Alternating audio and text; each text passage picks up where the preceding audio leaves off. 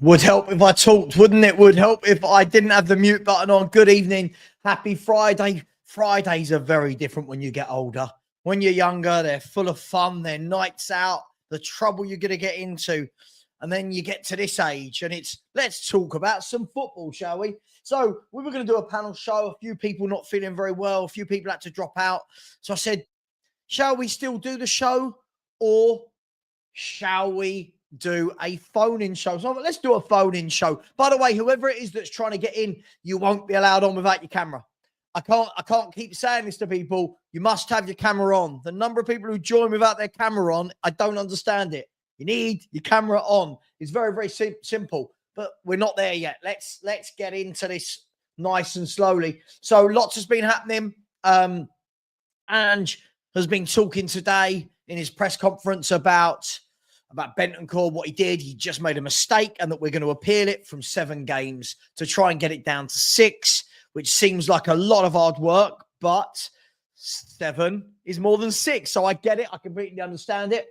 I'll chuck some questions out there. Are we getting a little bit too carried away about how good Bentancur is for this team? I see a lot of games where I don't even notice he's playing and some games where he's brilliant. Is he another one of the Tottenham inconsistent lot? What else has happened this week? Pep Guardiola has signed a new 2-year contract. Pep Guardiola signed a new 2-year contract at Manchester City. Great news for Manchester City fans. Not good news for the rest of the Premier League. And how does that affect Tottenham going into our away game there tomorrow? Man City, 4 games on the bounce in 3 different competitions. All of them, though, have been away from home. So lots of different talking points. Ben White is out injured for months, which is interesting. Mateo Kovacic has come back from international duty injured as well. So he won't be playing for Man City. No Ben White for Arsenal. Tottenham, of course, we know no Van der Ven, no Romero, and Bentancur suspended. It's all happening. It's all happening. So listen, I have put the link in the chat. And listen, the premise of this show, this isn't debate, Savva. However, if anyone wants to come on and debate, this is what I live for. But if you're going to come on and debate, have something to say. A lot of people, a few people the other day came on to debate and then just said buzzwords, didn't they? Process. All right, cool. What about the process? So, right.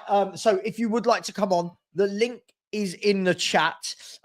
In other football today, for anyone that cares, Monaco have just beaten Brest 3-2 in the French league. Bayern Munich 0, Augsburg 0, currently in 38 minutes. Plymouth 0, Watford 1 after 9 minutes. Musa Sissoko, you remember him? He's currently playing for Watford. PSG are playing Toulouse and Getafe are playing Valladolid in Spain. So there's lots of games tonight. And if anyone wants to care about Acca Watch, Savva has an Acca tonight. Of course he does. Savva's gone with Monaco, who have already won. Bayern Munich, Watford, PSG, and Getafe. So if anyone would like to come on, please have something to say. It'd be really good to start getting some different voices on as well. Have something to say. Don't come on and just have something to say. Have a point to get to. And anybody is welcome on, but you must have your camera on. I can't keep going through this with people. You got to have your camera on, all right? But other than that, I'm happy. There's a lot of people that come into my chat daily, weekly, monthly. They've got big mouths behind the keyboard. And then when you get them onto a show like this, suddenly they're nowhere to be seen. Where are those people? Or if you want to come on, you just want to have a vent, you want to have a moan, then you can do that as well. By the way, the person who's just joined with the name Daniel Levy, if you don't put a camera on, you're not coming on the show. Okay, I can't keep saying this to people. I will kick anybody from the show who has not put their camera on. I can't be clearer. It's really that simple. So let's see what we've got going on. Tottenham tomorrow away at Manchester City. Big game, 5:30. No Van der Ven, no Romero. Some might say, well, they've been bad this year anyway, and I agree. But it is what it is. You'd rather have them than Dragoshin and Ben Davis. Dragoshin, we understand, has got a knock. Tomorrow, I will be doing a live game on bigup.com as well. If anyone would like to join me at about 12 o'clock, I will be doing the Leicester City Chelsea game on bigup.com.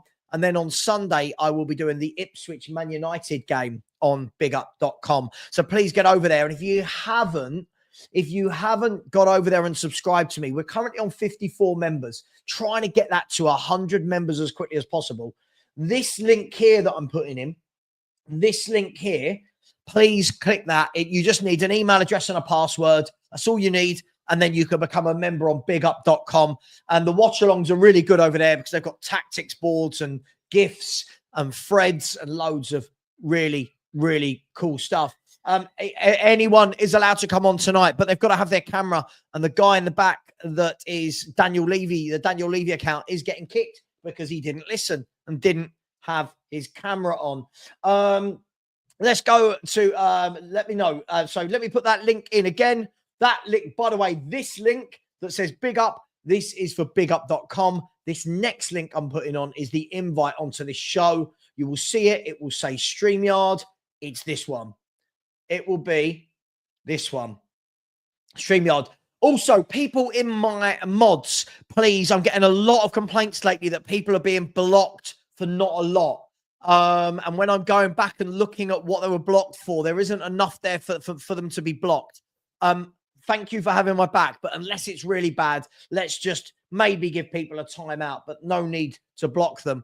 Ryan is in the background, as always. Ryan, first to put his arm up. Here he is. Ryan, happy Friday evening to you. Man City away. As well, Sav. But it's probably a better, happier evening for you than it will be for me tomorrow night, I tell you. Why is that? Why is that? Because I can't see us winning, but I feel like for you, you're going to be a bit more happier than me if we get anything out of that game. In what way? Explain. What do you mean? No, because I don't think we're going to win, right? But neither do I. I thought I heard you say you wanted to get a draw, unless that was my imagination. Maybe it was my imagination, maybe, Sam. No, hang on. What I've said is I would bite your hand off for a draw. I would bite your hand off for a draw. Do I think we'll get one? No. By the way, this Daniel Levy account, please stop coming on. You're not putting your camera on. You're not coming on. I can't be clearer than this. Please stop it. Thank you. Ryan, why not? What's going on tomorrow night? Talk to me. Tottenham, Man City. I just can't see us getting anything. And it's getting to the point now where I personally think that if it continues going the way it's going, right, it's going to get worse. And if we don't beat Man City tomorrow, we're going to be closer to the bottom than we are to the top. We already are closer to the bottom than we are to the top, aren't we? Well, yeah, but we'll be even closer if you think about it. Because I can see Man United winning, right? No offence, I can see Man United winning. So that puts us even closer to the bottom half of the bottom half of the table. Even though, yes, but technically we are in the bottom half already. Yeah. Sorry, just really, really quickly. People are starting to frustrate me. The person who's called Daniel Levy, you think you've got your camera on. You haven't. You keep saying you've got your camera on. There is no camera on. You've just got a picture of Daniel Levy. This will be your last chance, or I will block you for good from the show. Please stop it. Thank you. Oh my gosh. People are just right. This person's getting blocked. XX, whatever. Sorry. Ryan, as you were, sorry, mate. They just abuse the fact that YouTubers like me have call-in shows and they ruin it for everyone. And do you know what, Savva, right? I'll just say this quickly, just coming off Tottenham, right? About what you've just said. Don't allow people to literally stop you from doing what you do, Savva, especially with these call-in shows, because right, it gives people an opportunity to have their say, whether they agree with you or disagree with you. But that's all I want to say, because absolutely, mate. I'll never stop doing it. It's absolutely fine. So, do you not think we can get anything from Man City? No, personally, no way.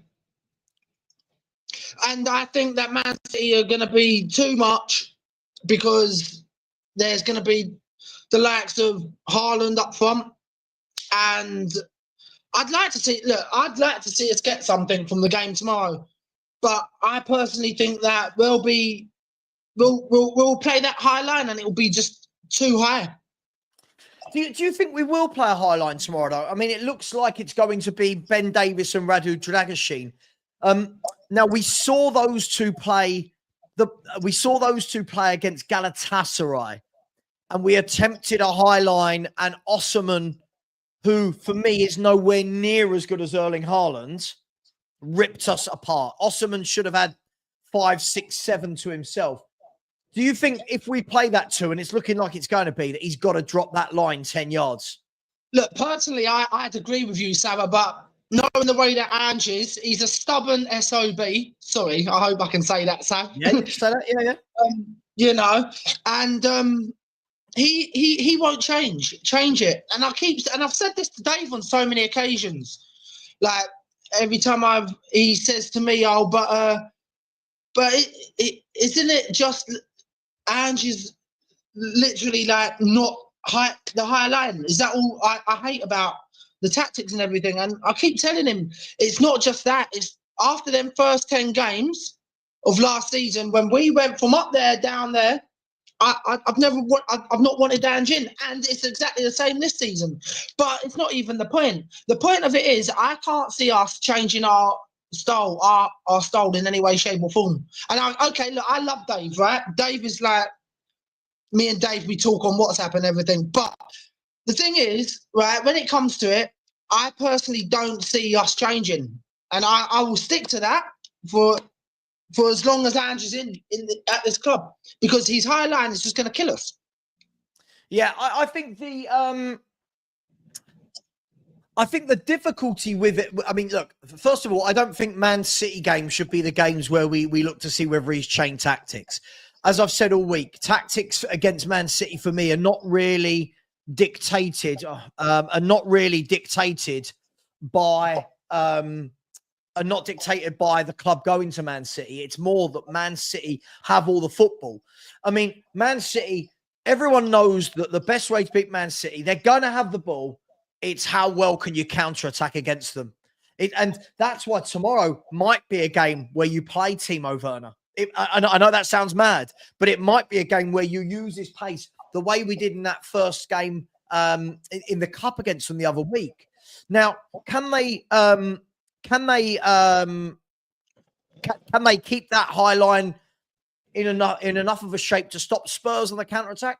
Listen, they haven't been lately, but this is Man City at the Etihad. It's so completely different to Man City on the road. And normally their away form is brilliant. It's only the last 4 games, by the way, but it's tough. Tomorrow, do you know what else I think it's going to be weird, Sav? I would even say this: have Johnson up front tomorrow. Look, I would, but he doesn't ever try anything like that, does he? That's the problem, Sav. Like, why? This is right. I think, right. And I just think that if we try him up front, I think he might bang in a few more goals. Because don't get me wrong, right? I personally think if we had someone like Johnson up front tomorrow against their high line, they wouldn't be able to cope. Now, the only question there would be can he finish tomorrow any of those chances if he was to play up front on his own? I don't think he could. Well, look, I think, again, that's a different subject, isn't it? The whole Brennan Johnson, for me, he's not a right-sided player. I think we see that when he gets the ball on the right-hand side, it's almost as though the game ends the moment he gets it on the right. Where he has been effective is when he comes into the middle and finds himself 6, 8, 10 yards from goal, he can finish. As a right-sided winger, if I was a left back, I would absolutely love to mark Brennan Johnson. I think it would be the easiest game that anybody can have. Ryan, listen, I'm going to get the next person on, but anything you want to say before you go?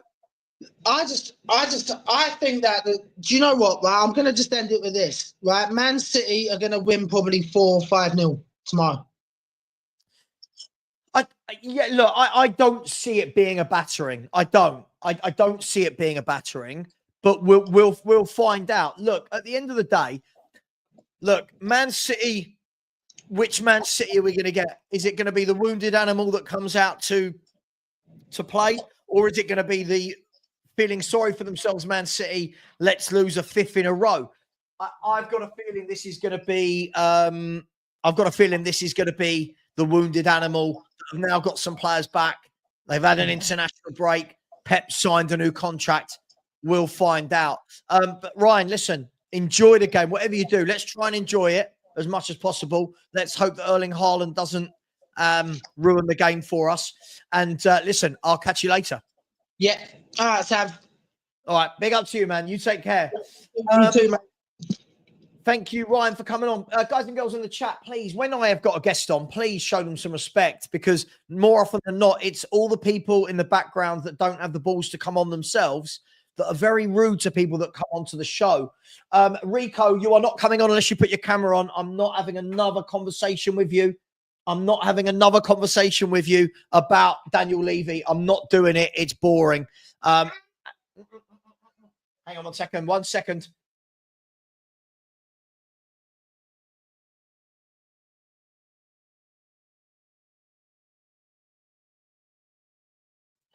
Right, yeah. So Rico, if anybody wants to come on, there are 3 people waiting, and I need the camera.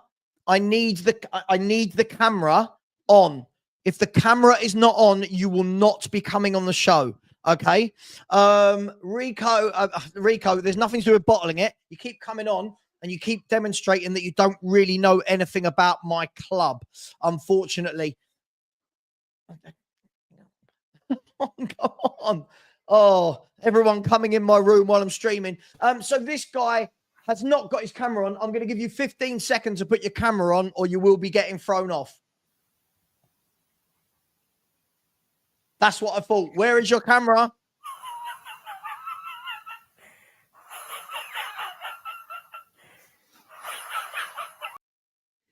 People are weird, and that is why we only do it. Listen, I will bring, the only one I will bring on without a camera is Rico, because this guy, we know he doesn't know anything about Spurs, but we'll bring him on anyway. Rico, you've got a bone to pick with me, have you? Rico? Well, this is going well, people, isn't it? Hello. Sorry, I was muted. How are you, Sav? I'm good. What's this? I've seen in the back of it, you said, don't bottle it. I love that. Yeah. And nah, you've been spewing a lot of nonsense. Let me teach you something. Yeah. Is this like the last 2 times you come on and taught me absolutely nothing about my own club? Well, Sav, if you go through your own comments, a lot of people are saying that I cooked you. And that's your comments. What? Sorry? About what? Are you telling me you haven't seen those comments, Sav? I've not seen any comments, dude. You can't cook me about my own club. You don't know my club. But To be honest, with the Levy thing, I think we're gonna have to just agree to disagree. But that's not what I'm actually here to talk about. I think I've been very respectful of Spurs. Would you agree since I've come on? Yes. Yes, but you I don't think you've been very respectful of my club. Hang on, I've not gone anywhere. I'm just shutting the door. He's bottled it again, lads.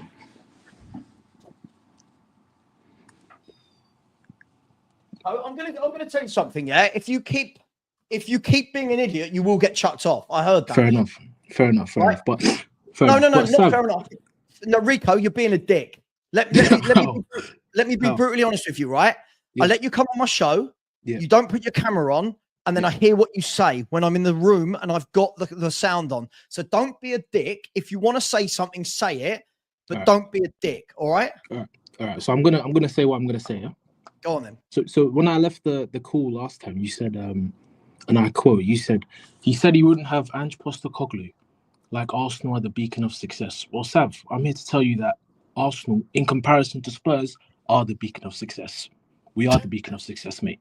That's just facts. You can laugh, but it's facts. Secondly, you had Eugene on the call last week, Spurs fan, and you were saying, oh, you can't bring up Arteta because it's failure on failure.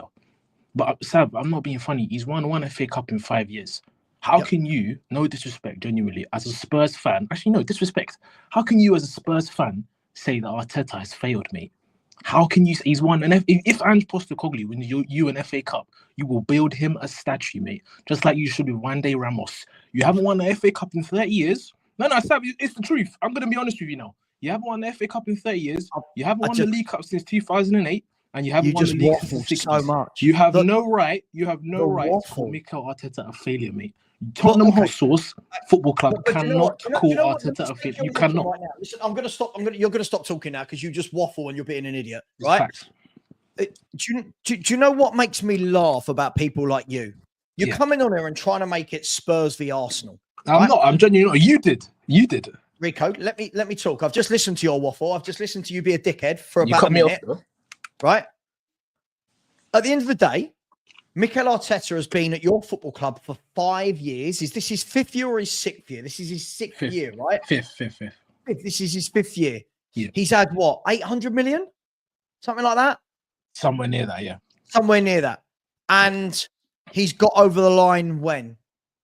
Yeah, but that's not the point. That's not no. Hang on. That's not the point I'm making. I don't care. That was the point I was making. Rico, that is not the point I'm making. When you came on, yeah, and you tell me, right, how dare I say that? I don't care whether it's an Arsenal or a Liverpool manager or a Man United manager. I'll talk about any manager that's had £800 million. Yeah. Not won anything, right? Yeah. Right? It's nothing to do with Spurs v Arsenal. He has not got you over the line and he has not been a success. So why would I look at Mikel Arteta and go, that's who I want my manager to be? Why would I? Can I respond? Can I respond to you? So I think I don't think he's been a success. I agree with you. He's not been a success. I'm saying if he doesn't win the league or the Champions League this season, for me, he should go. That's my personal opinion, right? Sure. If he doesn't win one of those two, he should go. So I agree with you, he's not been a success. But you were saying that you can't compare. You can't bring Arteta to me to say use him as a template for Ange because he's not been successful. I'm saying one trophy in 5 years, that's more success than Spurs in 30 years. So you can't say he's not been successful when you're comparing to Tottenham. In comparison to Tottenham, that is major success. I can, but again, Rico, I've just told you. Again, you don't listen very well. This is what's really difficult when talking to you. I literally started this conversation by saying, I don't make it a Tottenham v Arsenal thing. And that's what you're trying to do. I'm talking about Arsenal being a big club. Arsenal are a big club who I've seen have big, proper success. Mikel Arteta winning one FA Cup with Unai Emery's team, that's not a lot of success. You're Arsenal. You guys should be winning trophies year in, year out. But Sam, I just agreed with you that he's not a success. I'm saying in comparison to you said, if you said, Arteta's not a success, that's it. I would have been like, fair enough. But it's the fact that he brought Arteta as a example for Ange, and you said that's not success. I'm saying for Tottenham, that one FA Cup. No, it is. For one FA Cup in 5 years. Rico, it's not to me. Sam, do you know what? Do you know what I don't understand? Why are you here? You're an Arsenal fan. What are you doing here? What is it that you want? So I have expectations from my team. So I can't come on and voice my opinion. No, you can, but you don't listen, and it's so frustrating. I think you're not listening, Sam. No, genuinely, Rico, I think you're not listening. Rico, I don't think what Arteta has done at Arsenal is what any Spurs fan should be looking at and going, let's benchmark what we want as a club against Arteta's tenure, right? Yeah. If we are sitting here saying our benchmark is to win one FA Cup and then nothing again, fine. But that's not where I'm benchmarking it. That's not, again, and this is where you don't understand my football club. This is not what we were promised by Daniel Levy. This is not what we were promised. We weren't promised one FA Cup. We were promised that we were going to compete. We were promised we were going to buy top players to go and win things, the big things, right? We're not on the road to doing that. So if I'm going to look, if people are going to compare Ange Postecoglou's record to Arteta, that's not the guy I want to be compared to. We should be looking at the records and going, we want to do what Klopp did, right? We want to do what these managers have done at Chelsea and Liverpool and Man United. I don't want to look at Mikel Arteta, who's won one FA Cup off the back of someone else's team, and say that's the benchmark. If that's wrong, I don't want to be right. Can I come in there? Sure. So first of all, you said he's won one FA Cup off the back of Emery's team, right? So that means Pep's first league title is Pellegrini and Mancini's team. That's not his team. So No, I've never heard that's that not the kind same of. thing Wait, at wait. all. I need to land. I want to land. I've never There's heard nothing that to kind of. land. That's not the same thing. No, it is the being same thing silly. because you're saying it's not his team, right? But that first team that Pep won the league with, De Bruyne was not his player. David Silva was not his player. Sergio Aguero, Yaya, did he sign any of these players? He didn't sign any of them. Who did he sign from that team? Sterling, he didn't sign. Pep Guardiola won the league after being there 2 years, right? Was it his team that he won the league with? Rico, sorry, I can't do it. How old are you? You sound like you're 18 or something. I'm not sorry. I told you before, I'm 33. It just sounds dumb. Like It's the facts, sir. You can't deal with facts. But let me Rico, make my point. Okay, fine. You disagree with that, fine. Oh, you're infuriating. This is so can I land my point? Because let you land. I didn't interrupt you. Really? I didn't interrupt you. I didn't. The second time I didn't interrupt you. But I'm saying, if you are saying he's not a success, I'm not saying Arteta's a success. I agree with you. He's not. He's not Klopp. He's not Pep. Neither am I. I'm saying for you, you're saying we wouldn't take that as Tottenham. I call that entitlement, mate. You can have all the standards you want. Wait, I'm gonna land my point because you always cut me off. Not what I said, but you're lying. Rico, you're lying. You don't understand what I'm saying.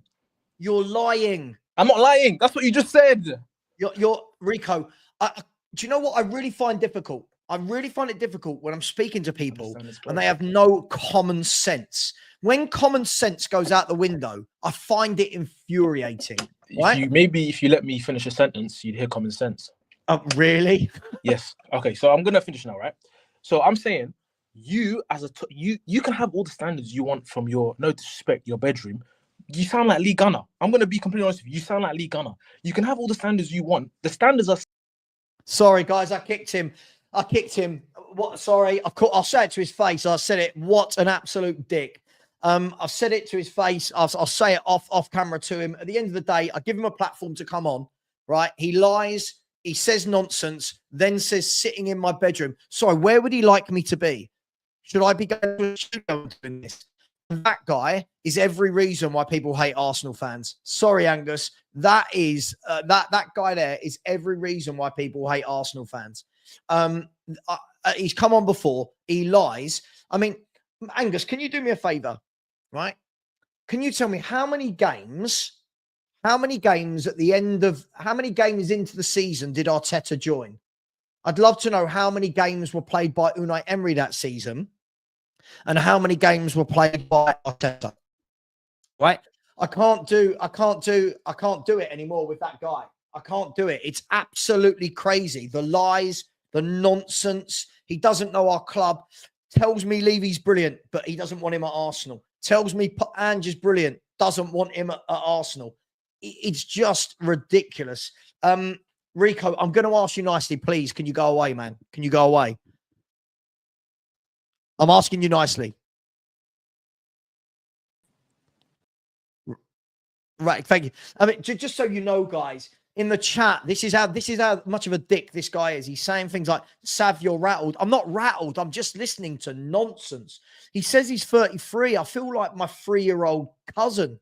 Oh, sorry, I feel like my 3-year-old niece would be able to handle a conversation better than that guy.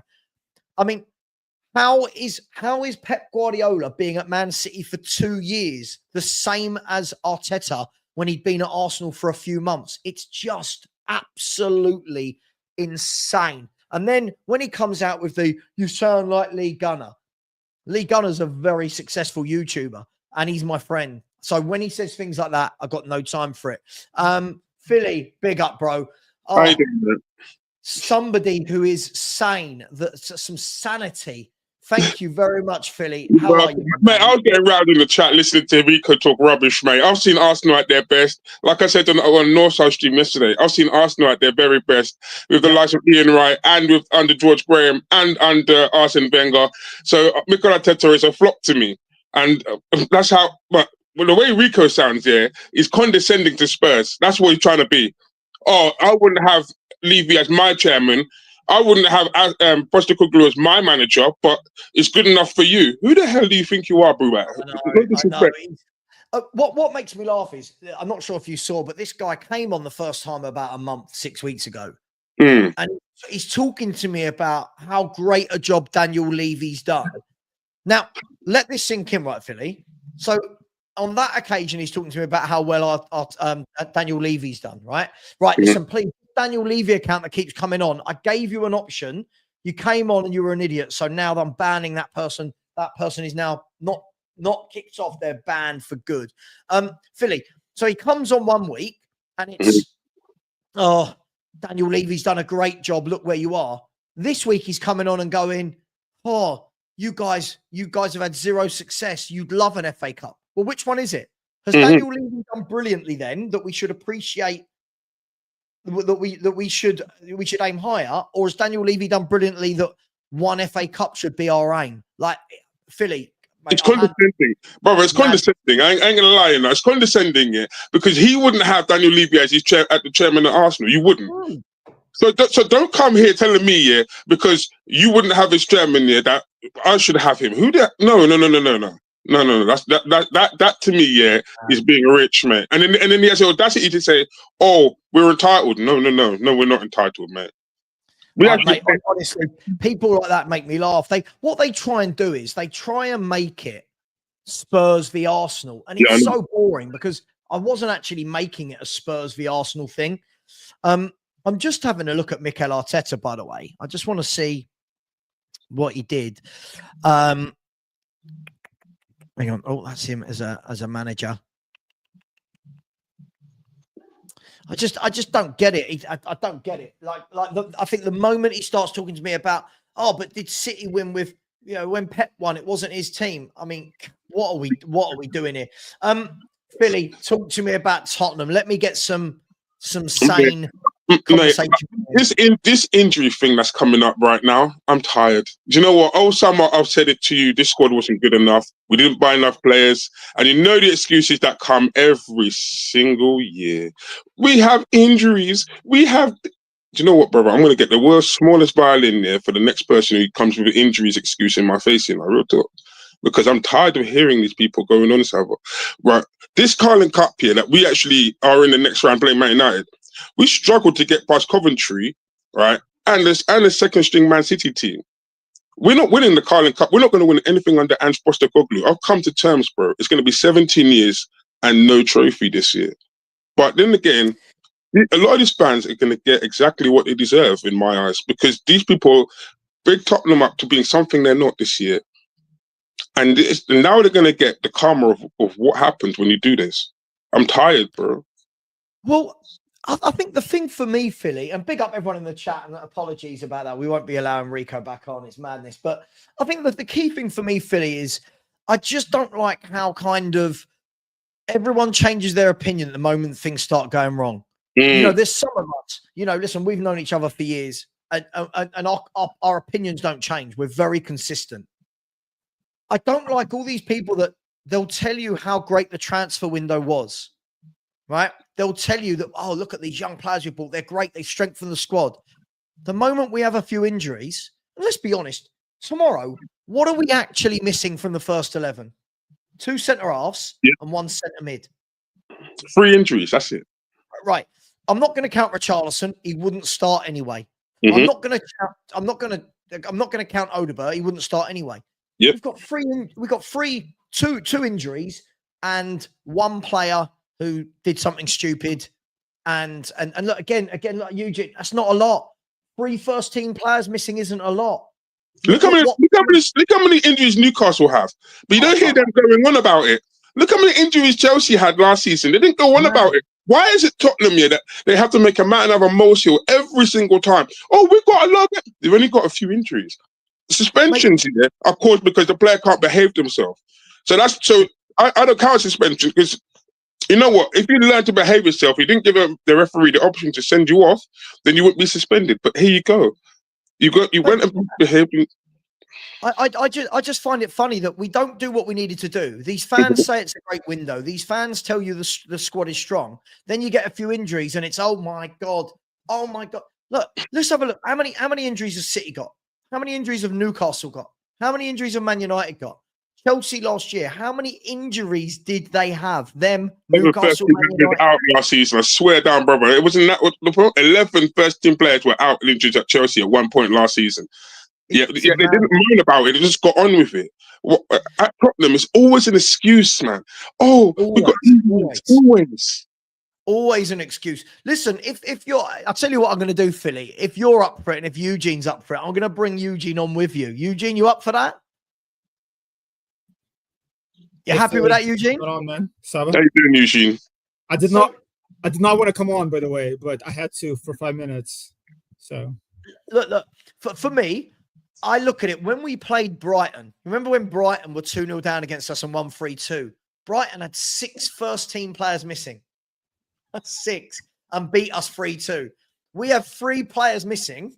One because he's an idiot, if we're going to be honest. Mhm. And we start going, oh, look at the injuries. How can we cope? This serves us right.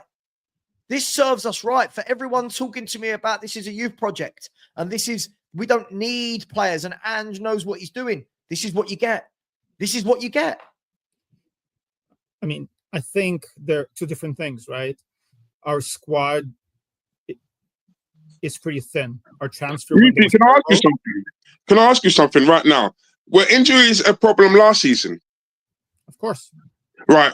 So have you not? So this squad is better this season than last season, right? That's what I heard in the summer. Yeah. Oh, wait, I disagree. So injuries were an excuse last season. So there shouldn't be an excuse this season unless the squad wasn't prepared enough to go to the season. Yeah, so that's what I'm saying, right?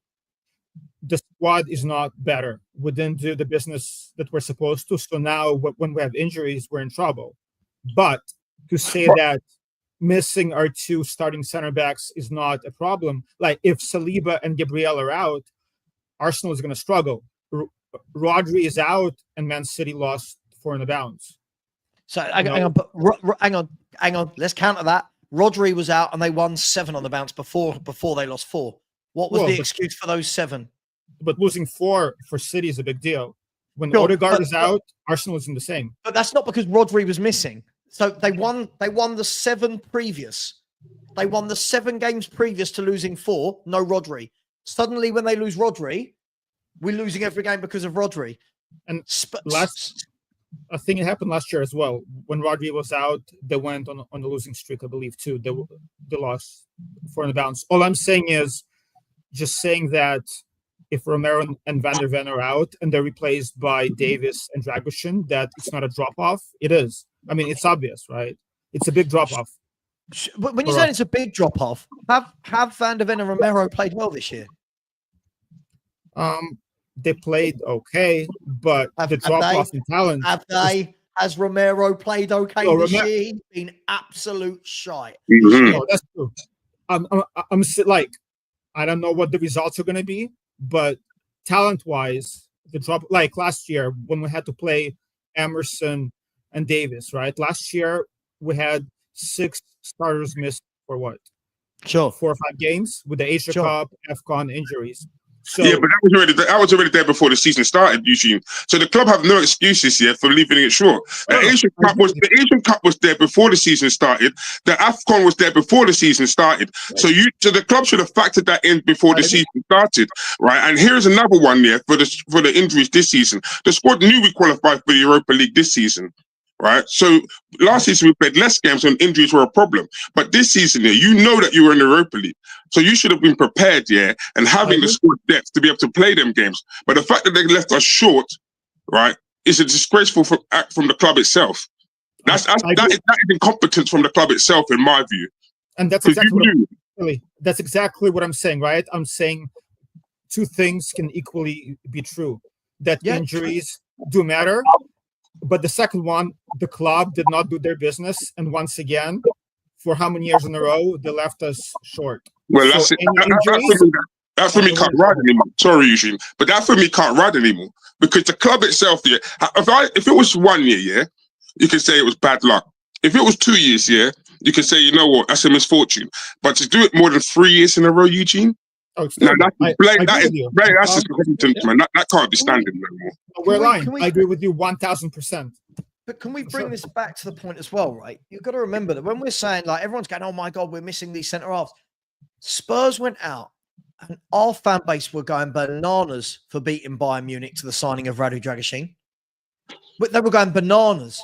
This is an Ange player. This is, again, we did that thing we do. People put videos together. This is how he's going to excel. Now, all of a sudden, it's, oh my God, Van de Ven and Romero injured, we can't win games. Look, first of all, I think Haaland will take the piss out of Van de Ven and Romero anyway. If I'm going to be honest, the way I've been seeing them play this year, the key thing for me is this. Our fans seem to want to have it always. We want to celebrate mediocre signings, right? We want to agree with everything the manager does. But then when we, as Philly said, when we keep getting in this position, you think last year, we went into the season with Van de Ven and Romero as the only two registered centre-backs, right? That's utter madness. Then we buy in Radu Dragusin and the manager doesn't give him any minutes. And you're like, well, you've got to get him into the team somehow. You've got to get him some minutes, mate. You've got to let him blend in at some point. Then we go to this season. We're sitting there going, we need another centre half. We're in 4 tournaments this year. We don't do it. People are like, don't worry. No, but Dragusin's great. Now all of a sudden, Dragusin's shit. I think we deserve this. I genuinely deserve this. I do. I think we deserve what we're getting right now. And I think it's a wake-up call to some people. Sorry, that's just me. I'm harsh, but it's just mate, I fully agree with you. Those who don't hear must feel, and that's my motto.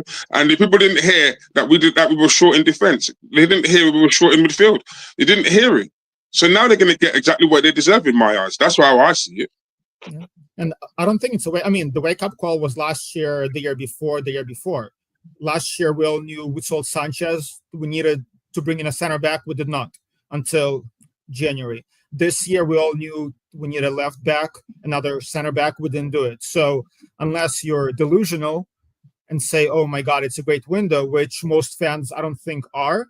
The window was a shambles. We didn't do what we needed to do. But at the same time, now with a thin squad, any injuries, and we're in trouble, right? I think I had an argument with you, maybe Savva, last year, and with Arsenal fans saying Arsenal came so close to winning because they did not have any big injuries at all. And this year, we see that they do, and now they're in trouble. Yeah, so I do feel like injuries do have an impact. But you know what? Again, it's that fallacy that Arsenal didn't have any injuries last year. Again, there's fallacies all over the place. I think people are so blinkered living in Spurs land that they don't actually look at other football clubs to see what's going on.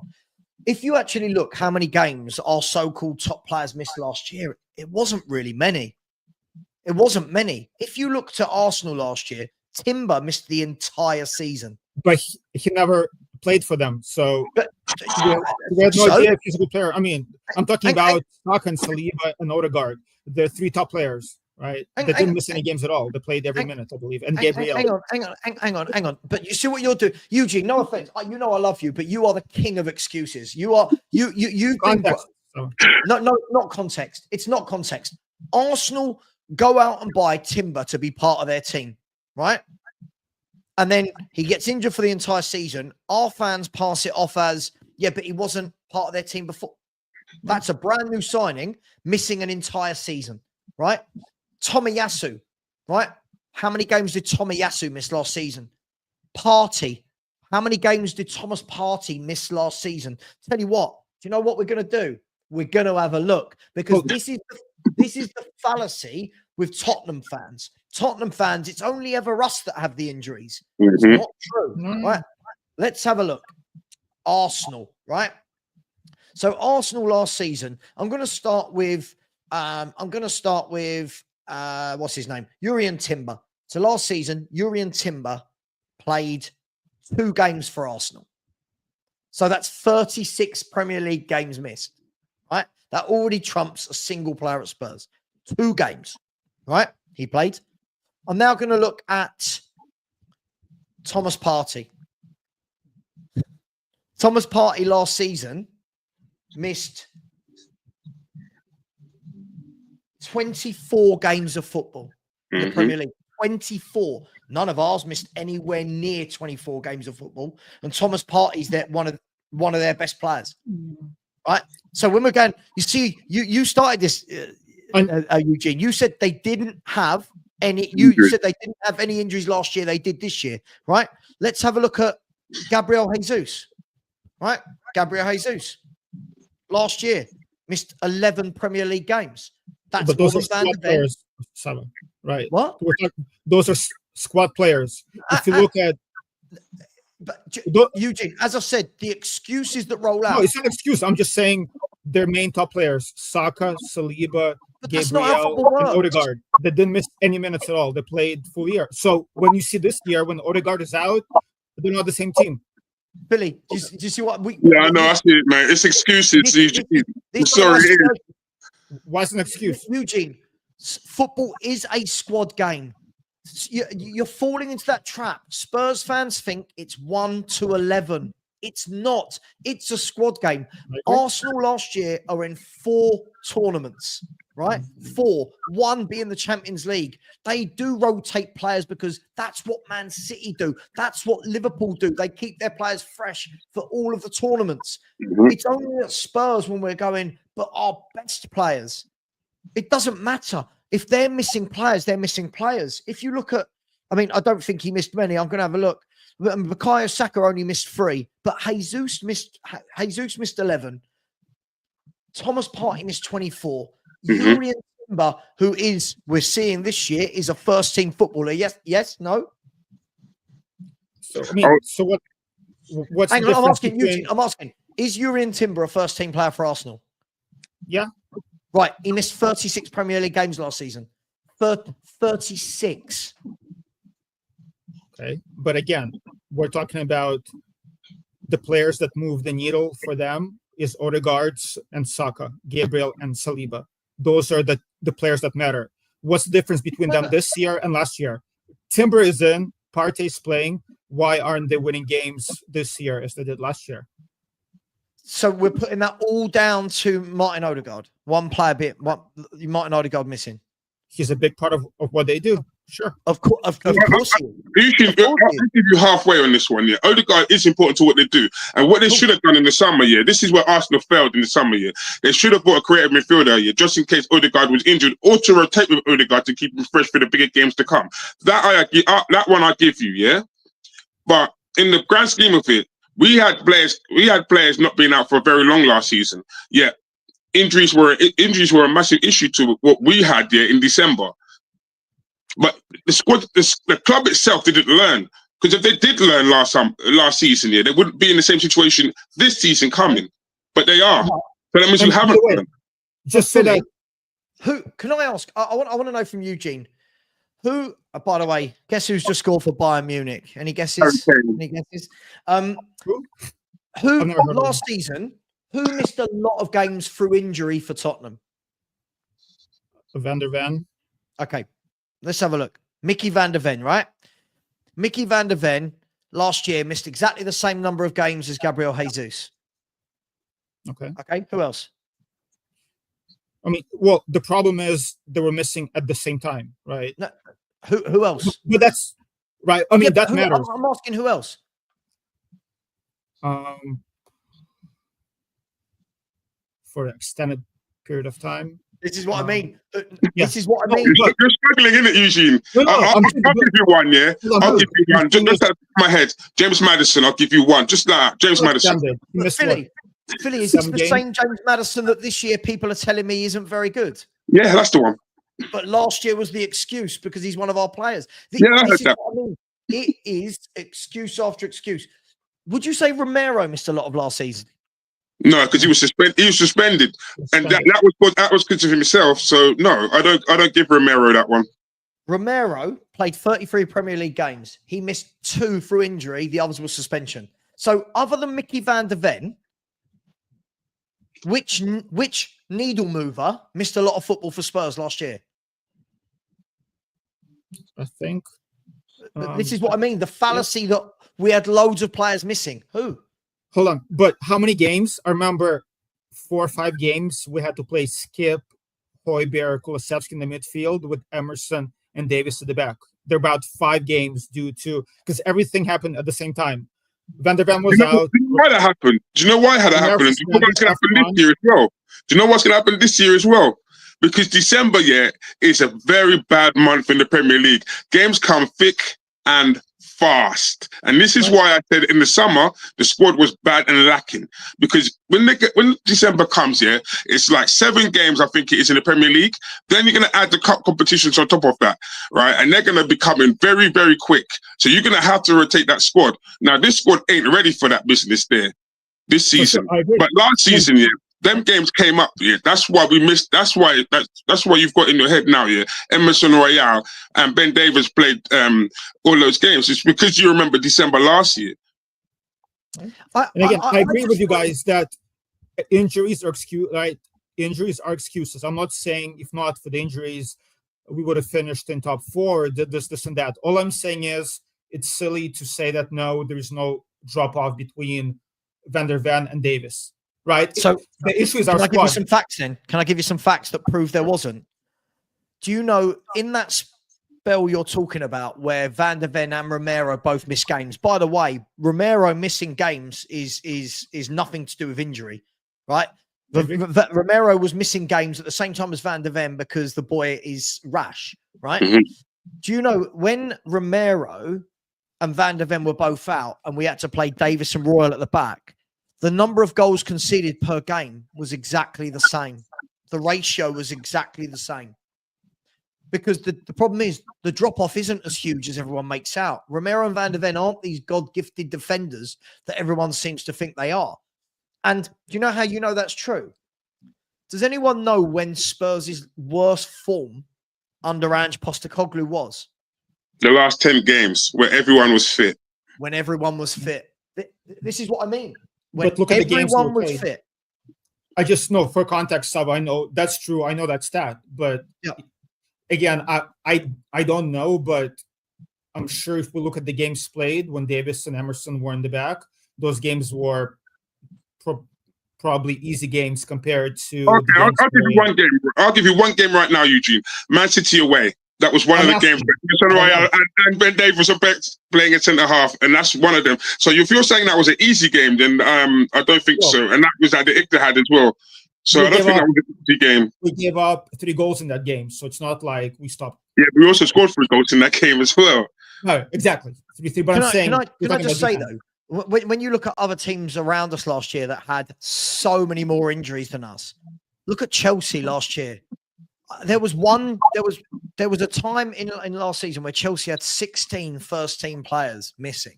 16, right? And from the 10th game to the 38th game, they were the 3rd best team in the league with 16 first-team players missing. So what's the difference, Savva, between us and Chelsea? It's the squad depth. They have a lot of players, right? So that's the issue. Is the squad depth. They had a lot of players, but they had a lot of young players. It wasn't like I think everyone thinks that this is if we're going to talk context, and this is where I think there's too many excuses, Eugene, that roll off of Spurs fans' tongues.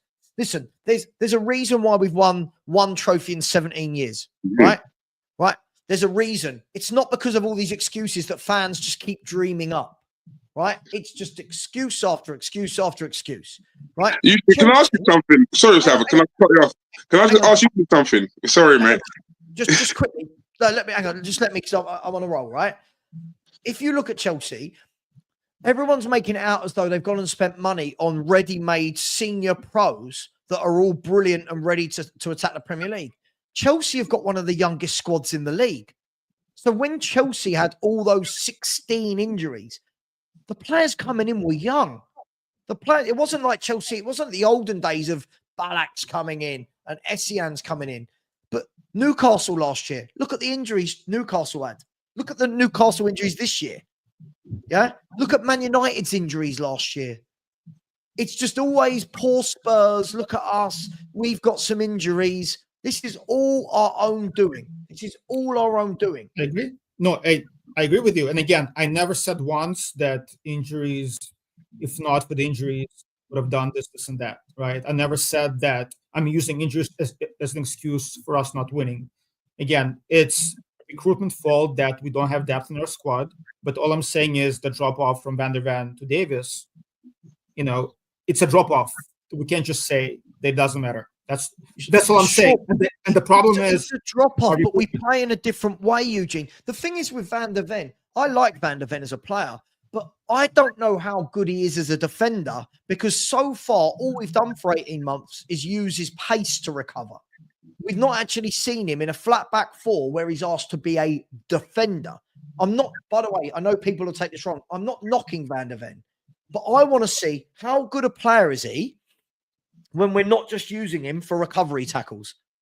Because what I see is in the games where we've conceded and we've not got the high line, him and Romero in the middle between them haven't got a clue. We talk about how great they are. But Eugene, if the drop-off was so big, why didn't we concede loads more goals when they were out than when they were in? Maybe it's the teams that we played. I'm not sure.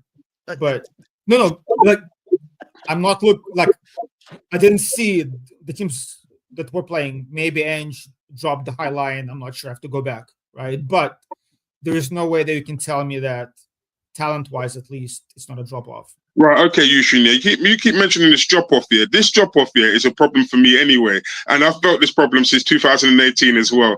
And this is this. Because we've got such a drop-off here, there's no competition for places. So Van der Ven and Romero could drop absolute stinkers here, knowing that they can play next week because there's nobody to take their place and have competition for their spot. So therefore, yeah, because we've allowed the squad to get that way, they know their assurances for their place in the team next year. And that's not good enough for me. I want every player in that team hungry here and wanting to do their best so that they can actually go out there and try and win something. But we haven't got any competition for depth in that squad. And you've just admitted it just now by saying it again, that there is every time a player comes in. That's not good enough for me. I agree with you. We have no competition. If Son is out, we're screwed, right? If Timo is playing on the left, we're screwed. So you can't tell me that. I'm going to refute this. No, I'm going to refute this. I don't think Son's been good. Amen. He hasn't been good, but who's there to back him up? He's better than Timo Werner. Yeah, but that's bad standards. That's bad standards. I'm sorry. Just because he's better than Werner doesn't mean that he's a very good player. That's not good enough, man. I don't want that. But that tells you about our squad, right? The problem is, this is the problem for me, Eugene, is I'm sitting there watching us defend with Romero and Van der Ven, and we look a shambles. Right. The moment they're out, we start going, oh, what are we going to do without them? They've not looked good. They've not looked good. In the Man City game we won and the Villa game we won, when Davis and Dragoshin actually played together, they did a good job. We'll see. They did a good job. But what we're doing is we're setting. I can see it already. I can see next week if we lose to Man City next week, you'll be on every channel you can saying, yeah, but we were going to lose because we didn't have Van der Ven and Romero. We set ourselves up for. We've got excuse. Eugene, I've lived with these excuses for 40 years as a football fan of Spurs. It is excuses central. There's always a reason why poor Spurs. Always the victim. It's never. By the way, I'm not saying we beat City with Romero and Van der Ven. Again, it's not even making excuses, right? It's our fault that we're having those issues. All I'm saying is there is a difference between, like, even if Son is not great this year, if he's hurt and Werner is playing, it's a drop off. That's all I'm saying. And it's our fault for not having squad depth to have somebody. Sure. That's all I'm saying. That's it. Sure. Right. Sure. Listen, I get it. I'll meet you halfway with it. I completely understand your point, but I just feel like the number of excuses when the thing is, I'm a factual person. And as we said, all I hear last year is about how bad our injuries were. But our worst run of form was when we had everyone fit. That's true. What does that tell you? That tells you that these players that people like you and other fans put on pedestals, they're not as good as we think they are. Yeah, they're overrated, bro. You know what I'm saying? Well, go on, Minerals. Listen, big ups, have much love and this, that, and the third. But I'm going to be neutral in here. I think with Ange it's difficult, like, for me, because he's not helping himself. But when you say these players are overrated, right? And I totally agree. Some of the players are. And does it show a testament to what he done with these overrated players to finish fifth? That's what I'm saying. I'm just putting it out there, sir. You know what I mean? Can I open it for Savva, or do you want to do this? Because if I do this, I could be really scathing, right? Minerals, yeah. How good were Man United last season? How consistent were they last season? They were rubbish, bro. Right, exactly.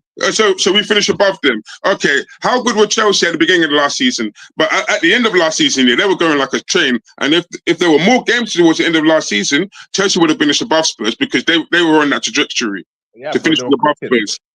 Right. Right, okay. Brighton, yeah, another one that finished beneath us, yeah. Right, they were in 4 competitions. Their squad wasn't ready for that last season, so they finished beneath us last season. West Ham United.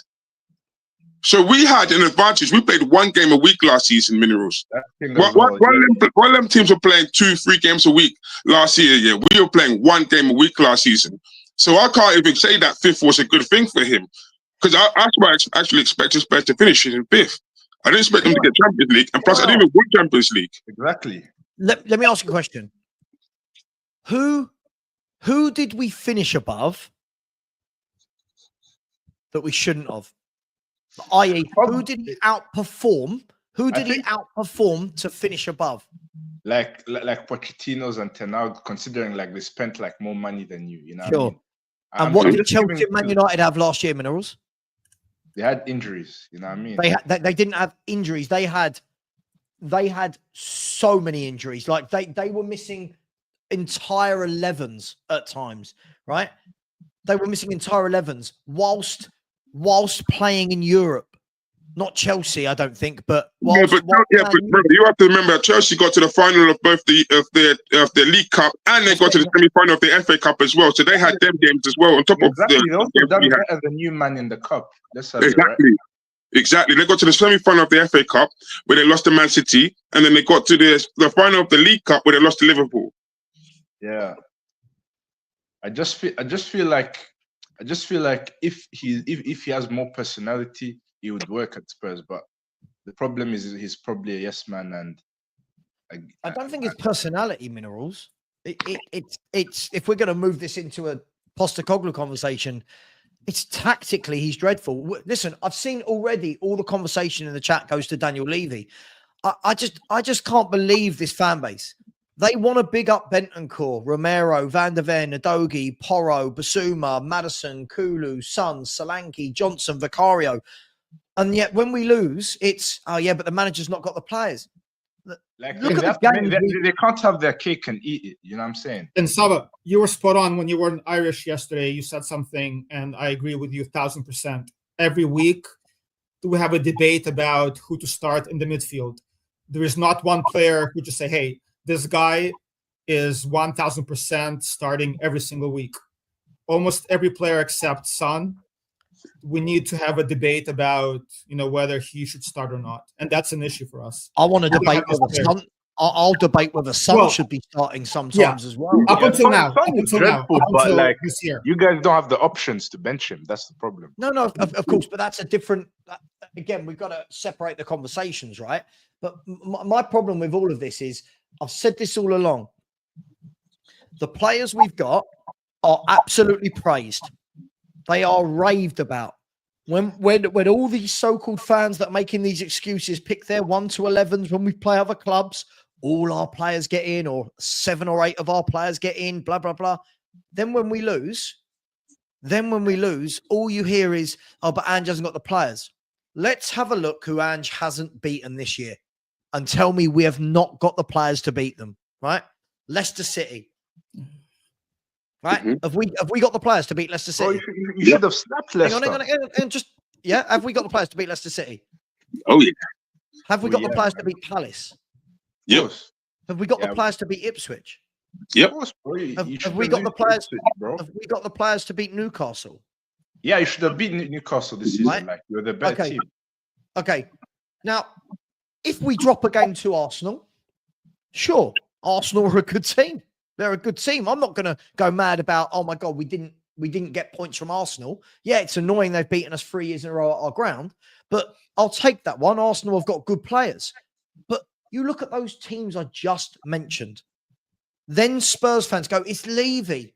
Now, Levy is the overarching problem, yes.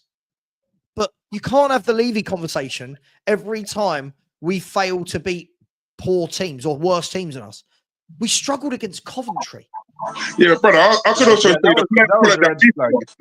it's not looking good, but like people, the Levy is the biggest problem, and the style of play, I like it, but sometimes this could be the end of the road. Like I'm running out of things to defend him with. You know what I mean?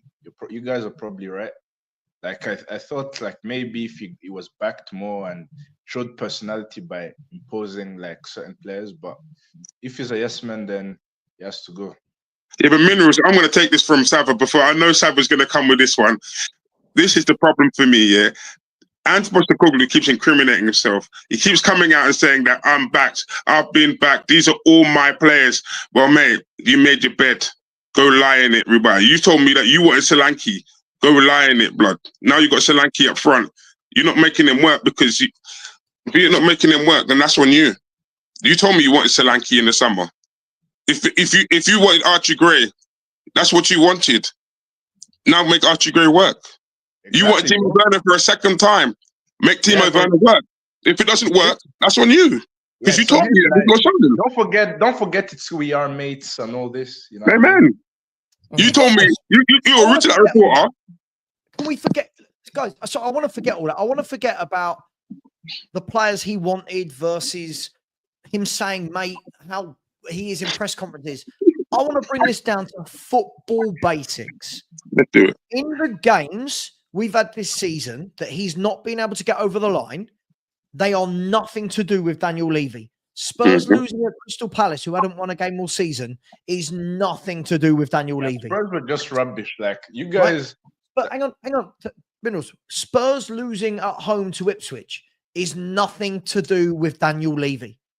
Now, if we want to have the conversation about why don't we challenge for titles, why don't we have 22 top players in a squad, we're talking about Daniel Levy. But fans, again, they have their cake and they want to eat it. As you said, Minerals, it is 1 minute, it's we're brilliant. Everyone's predicting we're going to batter Ipswich, so they must rate our players. Then when we lose, oh, it's Levy. He's not been backed. What? Sorry, he's not been backed to the point where we should be losing 5 games out of 11. Exactly. Right. Like, the Ipswich game, not the Ipswich game, the Brighton game, yeah, he should have been sacked. There is no way you should be losing 2-0. You should be winning 2-0, right, and giving up a free goal in the second half, and you didn't tell them to once drop back 5 minutes, take the sting out of the game. You didn't tell them to say, look, drop back a little piece and let about momentum shifts. Hang on, well, guys, go. Hang on, one at a time. When you talk over each other, people can't hear. And by the way, Minerals, your sound is very low, so it just comes in with, "Oh, Rico, go away. You're not coming on, dude. You're not coming back on." Ange's in-game management is shocking. It is absolutely shocking. I see him standing there on the touchline with his hands in his pockets. That is not help. That is not inspiring anybody to go out there and perform, mate. That is worrying, dude. I think, I mean, his demeanor, like you look at Ancelotti, he does the same thing. Again, I'm not comparing the two, but that's just the way he is. This is not a, U18 or U21 team, right? Inspiration is over. Like, a manager should not be inspiring players. The players should be holding each other accountable, right? So, and Savva, you said that you can have your cake and eat it too, and I agree. We all say how our players are not good enough, right? The difference between a great player and a good player is consistency. We've seen that. Good enough for what? When people say they're not good enough for what, you think? We've seen over years that our players get up for big games, right? Villa, Man U, right? The big games, they're exciting. Our players get up for those games. For the smaller teams, they don't. And we see stinkers like against Palace and against Ipswich, right? And so I think this isn't the same squad. It's an Ange, but the players are just not good enough, meaning they cannot put up consistent performances game in and game out. And mentality is Villa. You said this has been going on for years, right? This isn't the same squad. No, that was here years ago, right? But I'm just saying we've seen this before, and it's not the same players, but for some reason, something is going on where under different managers, I remember like under Conte, Southampton, West Ham, when we lost our lead, right? Yeah, When they scored, sure, but we're talking about Ange. like, we've seen this before. But what I'm saying is player consistency. Excuses. Everyone, yes or no, Eugene? Over the last 18 months, has every Spurs fan been waxing lyrical about all the deadwood that Ange has got rid of? Yeah. Right? Sure. So he's got rid of all the deadwood. So why is this still happening? Isn't he meant to be coaching that out of them? Mhm. I'm told he's changing. This is another thing that people love to say. He's changing the mentality and the culture at the club. How? What's he changed? What has this man changed? His culture and mentality is, don't worry about defending. Don't worry about trying to grab a goal with substitutions because it would have been undeserved. That's his culture and mentality.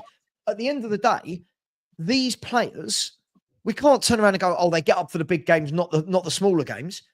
In those smaller games, so to speak, look at Ange's management. Look at the appalling management against Palace. The management against Palace was just absolutely woeful. Brighton was worse, I think. I think Brighton was worse because you were 2-0 up. I think that was worse, bro. I'm sorry, it was worse. But Philly, you're missing my point. The point is Brighton are a good team. They are, Brighton true. are a good team. Palace hadn't won a game all year. Spurs rock up there, and then we've got, this is the problem again. There's too many excuses. This, they're not up for the smaller games. What do you mean? We should be going to Crystal Palace. Yeah, the manager should be coaching them, drilling them. This is what I want. But we go out, we see the same thing week in, week out. And Ange is getting away with, I've never known a manager get away with the things he gets away with. Our fans cannot lay blame at his door. What was it now? He brings winning mentality. First of all, it's like two transfers. We don't know what they do in training, right? But for example, I'll shout out Ashmatic, right? When you look at the breakdowns that he does of every game, most of the time, Ange puts players in position where we can do something. Our issue is we cannot execute, right? We either miss our chances, we don't score, or we make silly mistakes. So, and against good teams or bad teams. But the problem is, are those chances consistent? You know what I'm saying? The players are consistently in position. Right. Again, like Savva, as we said, we don't know who our starting midfield is going to be every single game. So that speaks about the quality and consistency of the players. But Eugene, think about what you've just said, right? When people tell me this thing about if we put away our chances and just putting them in the right position, we're the top goal scorers in the league. That's not our problem. This is what I don't get. Again, I'll argue this. I'll debate this with Ashmatic. I'll debate this with anybody. This is a coping mechanism. Ange puts all these players in the right position. Football isn't about just attacking. Ange has no one in the right positions defensively or in midfield, right? No one. Exactly. So this belief that if we just outscore teams, we'll be fine. No top manager in the history of football adopts that philosophy. No top manager, Eugene. But where are we in goals allowed, Savva? Are we like 5th, 6th? So it's not like we're bought, right? We're pretty decent in goals allowed. The issue is we give, in the moments that matter, that's where we fold. Like if you look at our stats, goals, goals scored, goals conceded, chances on the counter. But like, we're much improved from last year. The issue is we fold. The results. Yeah, exactly. So it's about results. Like you have to find a way to win a game. Like football is about results, bro. No, obviously, I understand that, but I'm saying is if we like Savva, because you brought up those metrics. If that's why it's crazy. Like, look at the metrics we've improved from last year. But Eugene, again, you know when I call you the king of excuses, you're reeling off a lot of metrics that don't decide whether you win or lose games. Exactly. Right? You're using metrics to suit your agenda. At the end of the day, the result is the main thing. You can sit there. Someone said to me the other day, we've had more touches in the opposition box than any other team. That's a stupid metric. I'm talking about the main ones, about scored and conceded. That's what matters, right? Okay. So we're the top scorers in the league. right? And I think we've got, I mean, there's 5 teams that have a better defense, and then there's about 5 teams that have conceded the same amount as us. So we're about mid-table in terms of goals conceded, right? It depends which way you want to look at that. You could say anywhere between 6th and 10th. But if these things are all so good, Eugene, why have we lost 5 in 11? So, but I'm not saying it's good, but that's an interesting question for me, right? With all these numbers are okay, why are we folding under pressure, and why we're not getting Eugene, results? can I ask you That's something? the issue. Can I ask you something real quick? Can I ask you something? Where do you put Alex Ferguson, yeah, as a manager? Where do you put him? Like all time, Yeah. maybe second after Pep. Right, okay. I mean, There's a debate. famous quote. Right, usually there's a famous quote the man said, yeah, and this is why I can't stand Ange Postecoglou. It's a famous quote the man said, yeah, and it's this: attacks win you matches, yeah. Defenses win you championships. Now, Ange Postecoglou spits in the face of that 110%, because my man had the ignorance to go and tell me, yeah, it's all about attack and not about defending. That's not good enough for me. I'm sorry. Don't forget, One of the greatest managers of all time, concentrate on his defense first, because that wins you a championship, and that's what makes you win trophies. exactly. Then Conceding goals, wrong up in there. conceding goals like you don't win much with that. But You know what I'm against, saying? for example, Basic. against Palace and Ipswich, like defending, like our main issue was that we couldn't score against those teams, right? Yeah. Every time we play against a low block team, Nah, bro, we can't Ipswich score. were roughing you up, bro. Like, Really? they'll- Did you see the second goal, mate? Did you see their first goal? That man's could have put a deck chair there. That man did the bicycle kick, because that man was just standing there watching him do a bicycle kick in that penalty area. The second goal was an own goal, Brubai.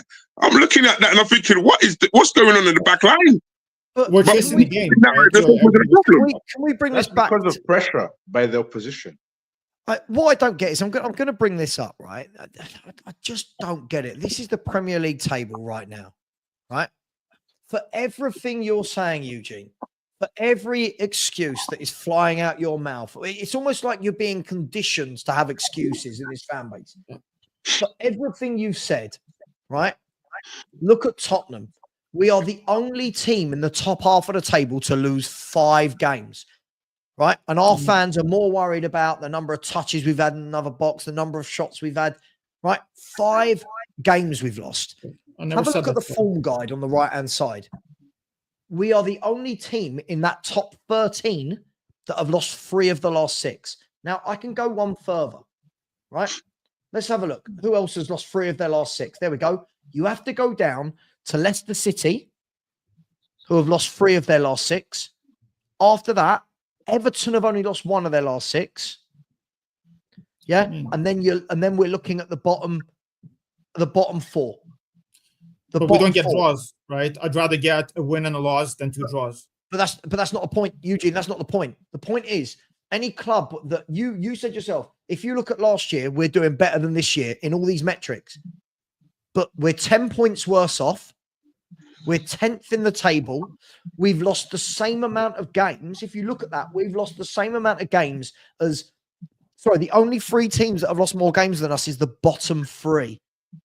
We've lost the same number of games as Ipswich, who got promoted, Leicester, who got promoted, Everton, who were one of the bookies' favourites to go down. We've lost less games than more games than Man U, than Bournemouth, than Villa, than Newcastle. But we're still out here. We're still out here sitting there going, you know what? Things are improving on metrics from last year. I never said that. You did. I said there's so many metrics that we're better than last year. But what? What are we better at than last year?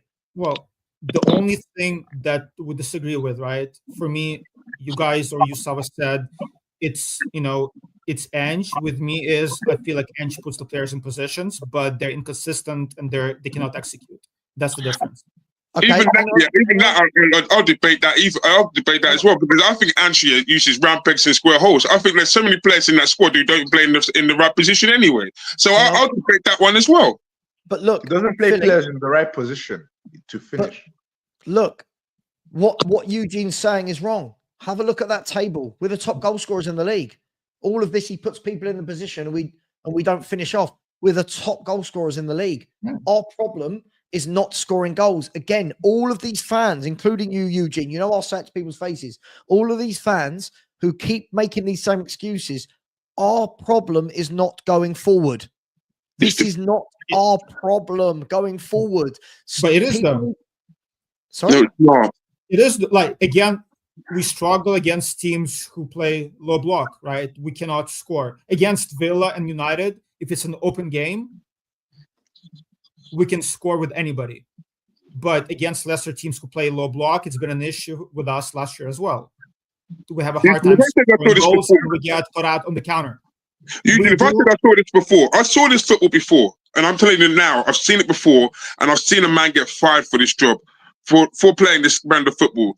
And I've been at Tottenham long enough to see this football, and I'm sure Savva has seen it as well. It's because Ozzy Ardiles football, where we had someone like Jurgen Klinsmann at the end finishing the chances. We had loads and loads of goals, but we conceded at the back. That's not sustainable, because what you're going to get here is teams that drop back into a low block or into a mid block, and you can't get a goal. It's not sustainable, Eugene. We concede goals, Ruben. And because we concede goals, right, it's going to be very difficult for you to get back into a game.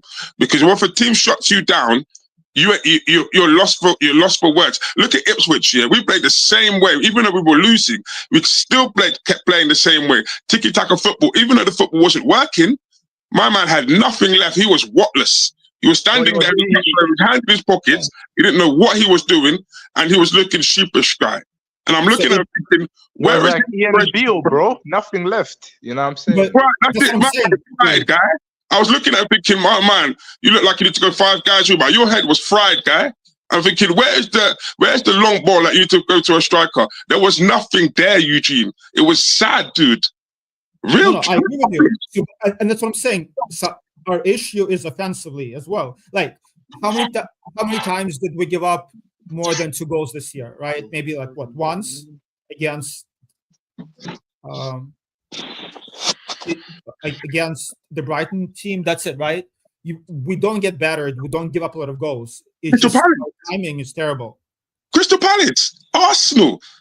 The game where he's left whatless, Eugene, where he doesn't have a clue of what to do. He's standing there on the touchline, and players are looking for him for inspiration. Look at Archie Gray. Yeah, it's a young player. Yeah, so he needs nursing for a game, Eugene. Right? We were told in the summer, Archie Gray, generational talent.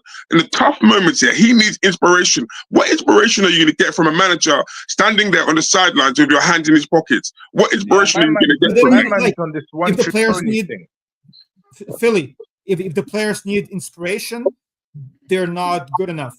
That's not true. No, okay. Does Romero need inspiration? He's a World Cup winner. He needs to. Every player needs inspiration. Eugene, I'm sorry, you've been conditioned into Tottenham Hotspur fan 101. Why Tottenham? It's in sports in general. It's a sports thing. If in any sports, but Eugene, you have to consider this as well. The Ange, he has only one trick. He doesn't have enough tricks in his bag to win games. That can agree with. He only knows how to win one way. Can I ask you a question? Who's the best team in the Premier League? Man City. Man City, right? Over the last 8 years, I think Man City have proven they're the best team in the Premier League. Man City have world-class players throughout. Are you telling me that they don't need inspiration just because they're world-class footballers? Why is Pep the best manager in the world, Eugene? What's your definition of inspiration? Standing on the sidelines and yelling and screaming? No, right? No, Eugene. Hang on. It doesn't have to be screaming. It's guidance. It's guidance. It's coaching. When people look over and see a man standing like this for 90 minutes, that's not inspiring. That man should be on that touchline. I'm not saying he has to lose his mind. I'm not saying he has to shout, but he should be in there going, "Oi, come here." Like a stop in play. Come here. Right, you tuck in. Get close. No, he just stands there. To say now all of a sudden that these players, if they need inspiration, they're not good enough. Listen to the things you say. We're the top scorers in the league, but you think our problem is in the opposition's penalty area rather than where we're at our worst, which is in our own penalty area. Rather than just turning around and saying, Ange can't sort out a team defensively, we want to blame the top goal scorers in the league. right? Then we're talking about inspiration. Eugene, this guy's lost 5 games in 11. Savva, hold on. We scored 4 against Everton and 4 against Villa. Those numbers are skewing, right, everything else, right? How many games that we lost? Against Arsenal, we couldn't score a goal. Against Palace, we were toothless. Against Ipswich, we were toothless. So those 2 results, Villa and Everton, they skew the numbers. Okay, we're so let me not ask you a question. Defensively. So let me ask you a question. Let's look at these games. Against Palace, do you remember us creating anything really clear cut? No, that's the problem. No, hang on. I don't remember. No, you said Ange gets people into the right positions. I don't remember us being in the right positions. You said Ange gets us in the right positions, but they can't score. I don't remember our players being in the right positions against Palace. I remember us looking bloody awful. Against Leicester City, first half, we had 2 or 3 half chances. Everyone's going, we should be 5 up. Based on what? There were half chances. This is the problem, Eugene. Football is not just about scoring goals. And I know from a point of view of entertainment and excitement, goals are what matters. But the best clubs in the world don't win because they're the best going forward. They've got the entire package. And this manager ignores 2/3 of that and just worries about going forward. What he's done is he's seeped that into everyone else's mind that actually we are a great team if we finished off more chances. If we finished off more chances, we're still conceding these stupid goals we're conceding. We still look shaky. We're still easy to get at.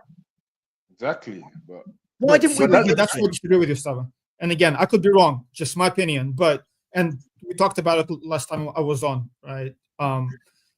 I don't believe we gave up a lot of goals due to our high line. So you mentioned against Newcastle, that was just the Dragusin then step up, right?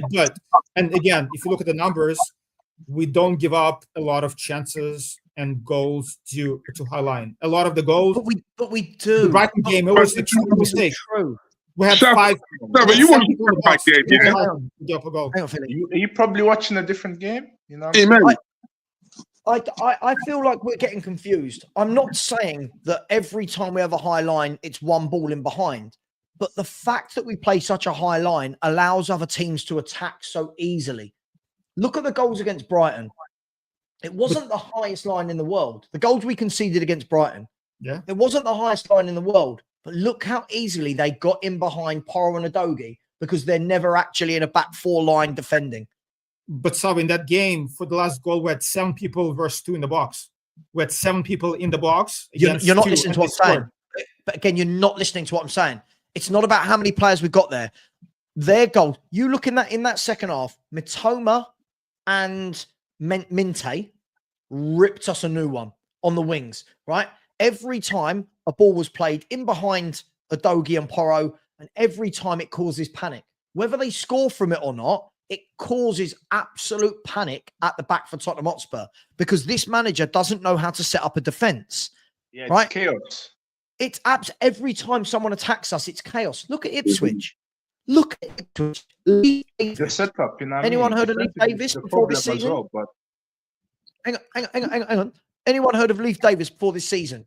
Nope. I mean, I'd seen a few Ipswich games, but Leif Davis on the left-hand side, how many times did he get behind Porro because of a high line?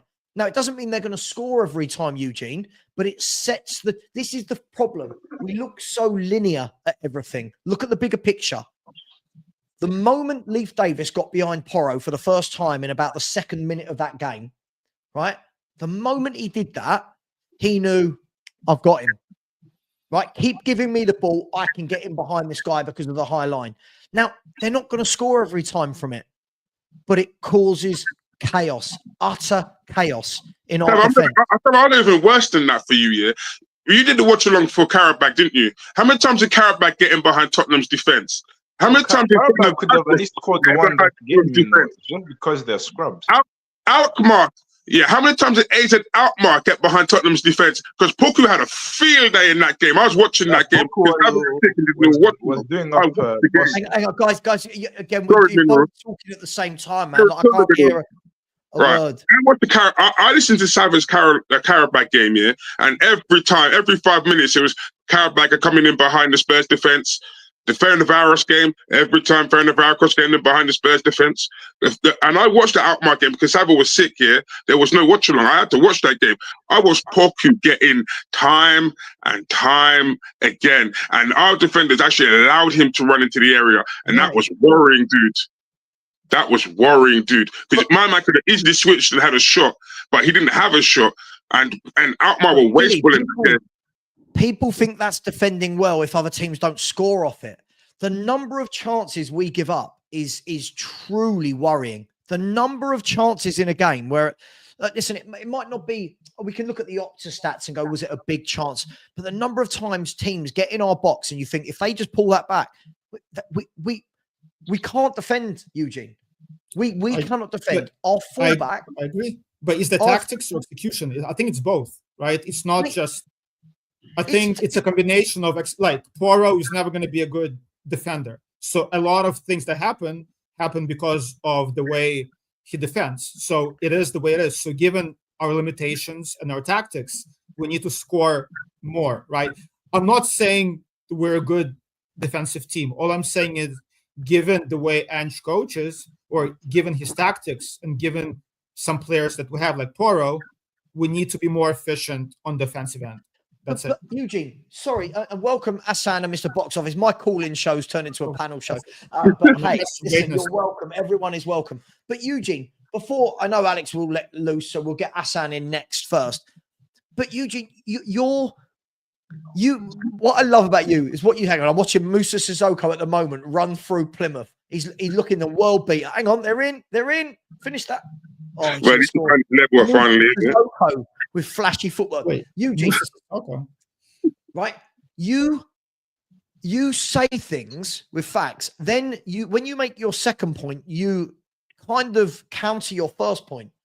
You say, is it tactics or is it Ange Postecoglou decides that Pedro Porro should be a right back, right? Ange Postecoglou decides he should be a right back, then decides he should be an inverted right back. Now, if I've got a right back who isn't amazing defensively, the last thing I want to say to him to do is, do you know what? Just go and play in midfield. No, stay back, get your body on the line, stop crosses going in, just do the basics. Ange does the complete opposite. And our fans go, we love it. For me, Porro should not be a right back. Porro is a wing back. There's a reason both of them can't stop wingers. Any winger that plays against us, you watch, if Savio plays tomorrow, I don't know if he's fit, Savio will have a field day no matter which wing he plays on. Savio will have an absolute field day because our fullbacks can't defend. Well, that's why they were bought for Conte to be wing backs, right? Sure. So why can't this manager play them as wing backs? No, he's not going to change the way he plays. Right. So this is on the manager. Right, Hassan, let me bring you in then, Mr. Box Office. How you doing, mate? Long time no see. Hope you're well. Yeah, I'm good. I'm good. How are you? I'm all right, man. I'm just out here doing my thing, and yeah. Don't worry about me. I'm all good. Yeah, I just hopped on just quickly here. I think when it comes to how we play, because I think that's going to be the main talking point of how we set up against City. I don't think it's going to be any different to how we play any other game. If anything, I think it's going to be very similar to the Galatasaray game, because you are going to have Dragusin and Davies, unless he does something like put Archie Gray there, but I doubt that. So it's going to be Dragusin and Davies trying to play out from the back. City's press is one of the best. And I think we're going to struggle to progress the ball. And I think I saw a stat where I think 0% with only team who hasn't really kicked the ball long in the Premier League, or 0%, something like that. So unless he surprises us and he starts going long, we're going to see a very similar thing to Galatasaray. I just wanted to touch on the defensive aspect as well, because that's the other thing that people are going on about. I think, and again, could be completely wrong, different opinions, but I think in transition, right? So if you lose the ball and we're defending, I don't think we're as bad as we were last year. But What I do think we're even worse than last year is when the ball is whipped into the box. So when even if you have about 6 people in the box, right? So it's nothing, it's not 2v3, it's not only the center backs versus the front 4, front 3, whatever. Even when we have 5 or 6 players in the box, we don't stop the cross coming in, number one. So Doggy and Poro, they can't, like we're talking about, can't defend 1v1s. Yep. And then when the ball does come into the box, none of our center backs, apart from Dragusin, who doesn't play often, are good aerially. So then we lose the first ball, similar to Ipswich. Mm-hmm. And then our wingers don't help that much in defense. And you saw that again against Ipswich. Johnson pulled out the challenge. He got a cross in, and brilliant bicycle kick, but he got the goal. So I think, because I don't think we've conceded a counter-attacking goal, and for the most part, when I've seen our goals, apart from maybe the Newcastle goal, which Isak ran in behind, I don't remember a lot of, apart from when we play Europa League games and you have Gray in defense, etc. I don't see a lot of teams sort of just getting behind us that often. But it's annoying to me every time I see a winger up against Poro Udogie. I know that they're just gonna whip a ball in. We don't stop the ball. We just sort of jockey, whip the ball in, and then you just like, I hope. Do you know something happens? That's the difference when you have. Sorry, not teaching everyone to suck eggs, but these are the basics of the game. When you have proper fullbacks that have grown up defending, none of this, they're 18, they're 19, they're young. Like when you've been a proper fullback and you've grown up defending, fullbacks, the first thing they're taught, show the man on the outside, don't be square on. Do you know what I mean? Be side on, so you can go. If he goes left, you can go. If he goes right, you can go. And stop the ball coming into the box where possible. And this is where fullbacks like Lee Dixon, Winterburn, even people like Stephen Carr, these sort of people were brilliant. The Gary Nevilles. No, people go, oh, Neville, rubbish. Nothing went really past him. Chorluka. You look at veteran Chorluka at Spurs. Right? Philly, I'll get to you in a minute, man. You don't have to put your hand up. No. What I'm going to say to you, is Vicario. Vicario, will bring insecurities in the defense anyway because he's shaky. And that is a problem to me as well. That's not what we're talking about. That's not what we're talking about. We'll come to that. But the point is, like when I watched veteran Chorluka play, and anyone who supported Spurs long enough will see, veteran Chorluka had no pace. I don't remember wingers going past him because the guy was a defender. We've got 2 attack-minded fullbacks that, for me, positionally in defence, are awful. And you know where that is more noticeable than ever, Hassan? Whenever a ball is whipped in, any ball that falls to a back post, whether it's the right post or the left post, none of our fullbacks are ever actually there to clear the ball. And you watch, that's how Ipswich got the goal with Sammy Schmodix. The ball comes right across to the back post. Johnson and Porro are watching. Neither of them have got that defensive, let's go and win it. You could look at every goal we score, and this is the problem. We don't. There was a post on Twitter about that, where there was there was a post on Twitter about that, about 5 screenshots. The City game, Ipswich, Crystal Palace, and some others. It was almost identical.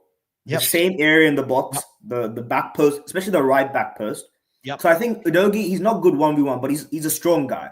He's bulky, so he can sort of shuffle players off the ball. But Poro, he's not that strong either. So if he can't defend, he's not going to use his physicality either.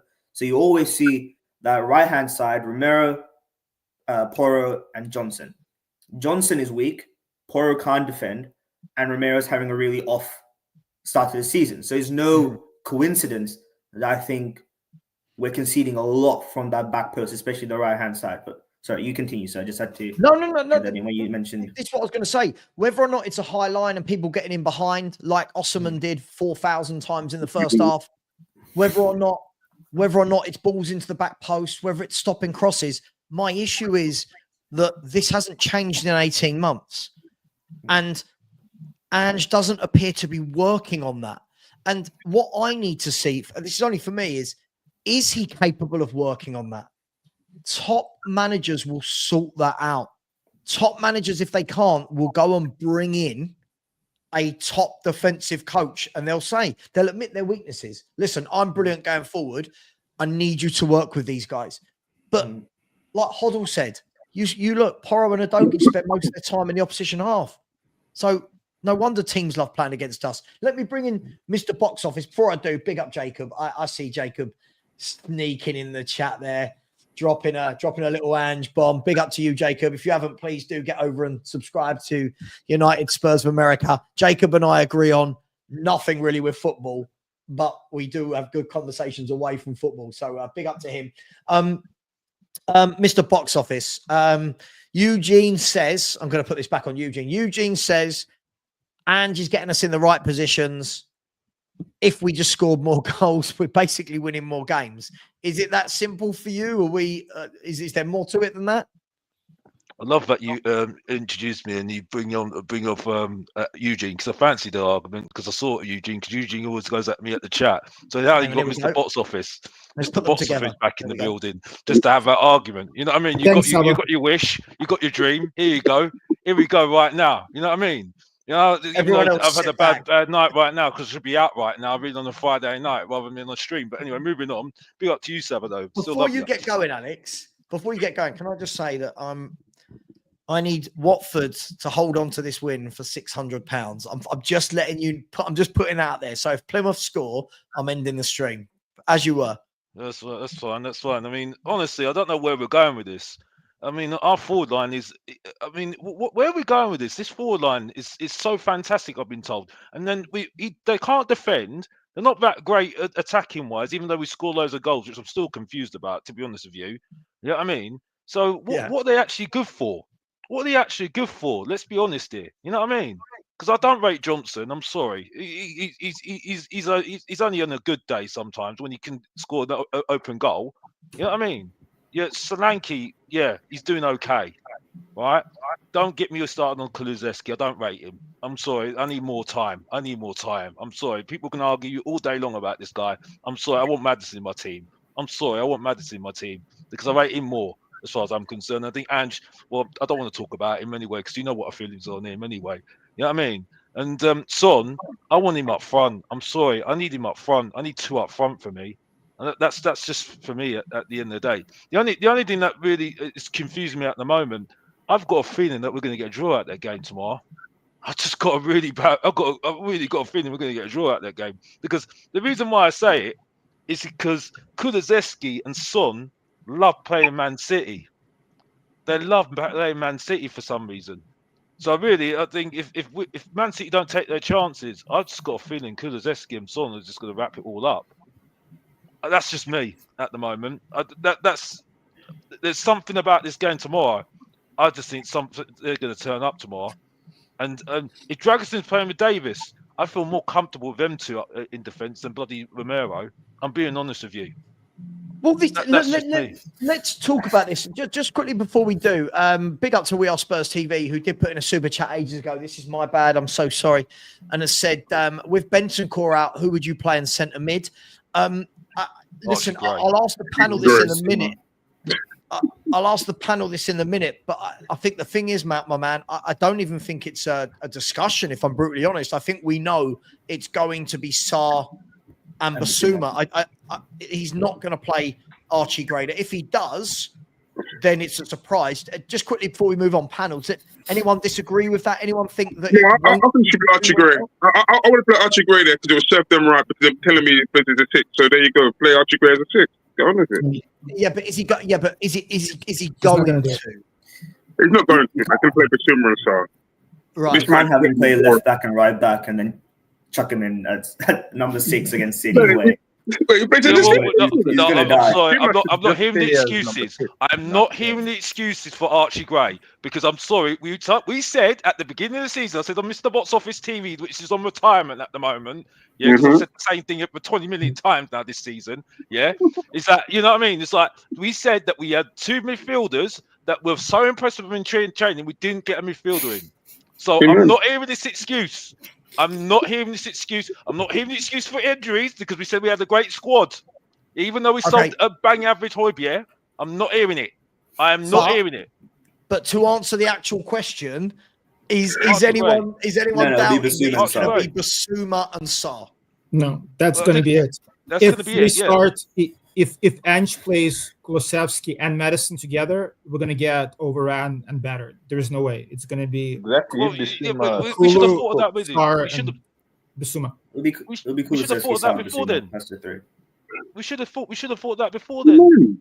I agree, box office. You're 1,000% correct. I agree. You But know what I mean? Because I we are don't where think we are. Bissouma's a good. With Bissouma is. I don't think Bissouma and Sarr. I think they're only good for counter-attacking football. That's the thing. When you're playing counter-attacking football, they're good. They're okay. Yeah, I'm not going to go over the top about them because I don't think they've improved at all. Yeah, that's not just on them. That's on the manager.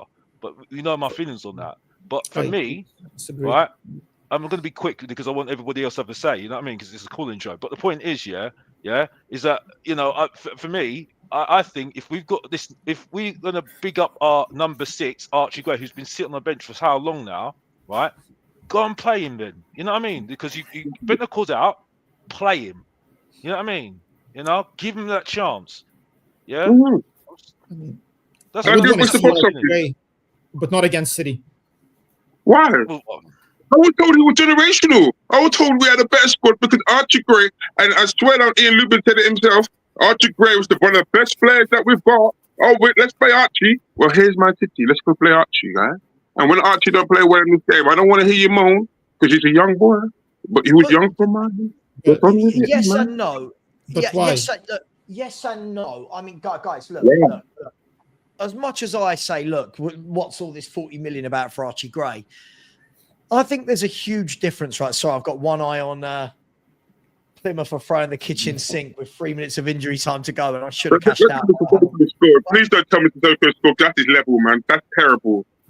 If for me, if you wanted to play Archie Gray in a game like this at number 6, I don't think it would have mattered had he had some minutes at number 6 in other games. You know, you've had Karabag, Alkmaar, Coventry, and Ferencváros. 4 games there against teams we should be very comfortable against, where he had the opportunity to say, right, Gray, Archie, go and play in number 6, go and play centre mid, right? You could put Sarr or Bissouma or Bentancur next to him in those games, but Gray, you go and play centre mid for these games because as the season goes on, we're going to need you because we know Bentancur's got a bang coming up. We knew Bentancur had a bang coming up, right? He didn't. He played him right back. He played him left back. He played him centre back, anywhere but the midfield. So for me, to put him in now, it would be awful for the young lad. You can't put him in for his first game against De Bruyne, against Matheus Nunes, Gundogan, Silva, Foden. You can't. Yeah, I agree with you in principle. But who am I not to give the people what they wanted? The people said they wanted to play him as a 6. So give the people what they want. Play him as a 6. Go on. Doesn't matter who you're playing against. You told me you wanted to play him as a 6. Go play him as a 6. Not in this game, though. Like, I think. Oh, come on, man. Right, if you're going to play Archie Gray at 6, surely away at Southampton, who hardly win games of football, that's a game where you go, let's see what you're made of. Let's see if you're good enough. Let me come, Hassan. You're very quiet. What do you make of this? Archie Gray seems to be the topic of all conversation all year round. With Bentancur being out, should he now go straight in as a number 6, or do you still think he'll go for the senior pros? I don't think he'll play at all at the number 6 because I think people are forgetting that Bentancur's only banned domestically, so you can play in Europa League. So when we play Roma, I'm sure he'll chuck Bentancur in there as the 6, and then Bissouma in the 6 against City. The question comes when we have back-to-back domestic games, or we have the Carabao Cup coming up. That's when I think you'll see. But you're right, Sav. If he hasn't played at the number 6, it's just how you. Of course, a lot of people on Twitter and all that stuff are saying, look at him, he's so great, and then the PR stuff from the club saying, the reason we didn't buy a 6 is because they're so good in training, when the real reason is we didn't want to fork out the cash for a 6. But look, he's an okay player from what I've seen. I think he's all right, but he's also only played a centre back, left back, and right back. So to judge him as a centre mid in this system in the Premier League, that's impossible, right? You're basing him off performances in the championship where he was good, but it's also the championship. So give him a run, like you said, away. Oh. I'm guessing. 96th minute Plymouth equaliser. Was it Mr. Sissoko? Was it? Was it our friend? Sorry, Hassan. Sorry. How unprofessional of me. 96th minute equaliser. Oh, that's rough. That's Sorry, Hassan. Sorry, go on, mate. As you were. No. But essentially, yeah, you can't expect him to be this great player or chuck him in against City away when he hasn't had any sort of game time in this system at this level in that position. He's going to get run through, and then everyone's going to come on and say, "Oh, you thought he was generational. He's poor. He's this. He's that." And then whatever you want to say, age doesn't matter. He's still 18. I'm not going to be nasty. Hassan, I'm not going to be nasty to you. No, I know you're not, but right, people but are definitely going to. Yeah, but Hassan, here it is. At the window, yeah, they said Archie Gray was ready. That's why Spurs went and spent £40 million on Archie Gray. He is ready, right? So if he's ready, right? Every member in the squad is just as important as every other member in that squad, right? So they said that Archie Gray was ready to be in that squad. So now get on with it. You bought him for the squad. He's now in the squad. So now he should be ready to play when he's called upon. That is the nature of a squad, because each member of the squad it pushes on and inspires the next member of the squad. That's what keeps them hungry and wanting to win. Now, if you're telling me Archie Gray is not ready for the squad right now, then we should have left him at Leeds and play on loan in that level so that he can then acclimatise to it. But instead, yeah, we brought him into the squad now. So that means he should be ready now. I agree with you if Porro got injured and he chucked him at right back. If you put him at right back, I'd say, okay, you know what? He's played right back. He knows the inverted role. Let him go. But he hasn't played in a game in that specific role. And that's where I'm a bit hesitant to put him against City. What Savva's saying, if you put him away at Southampton, that's an okay place to bed into that role, for his first game there. I don't mind him playing in the Premier League if he's at right back, centre back, because that's where he's played. He'll know that position. But at the 6 is all I'm saying, because he hasn't played there. That's why I'm a bit hesitant. But I do agree with you. If he's in the squad, people are saying this. Yeah, give him a shot. I think what we're doing is, and listen, I've been guilty of this. I think he is an 18-year-old kid. He is, right? Yeah. He is, whatever way. I think my issue with it is not him. My issue isn't him. My issue is that if we had £40 million to buy a midfielder, why wasn't that not spent on somebody like Kefram Thuram, who went and joined Juventus? Why was it not spent on someone like who went and joined AC Milan, right?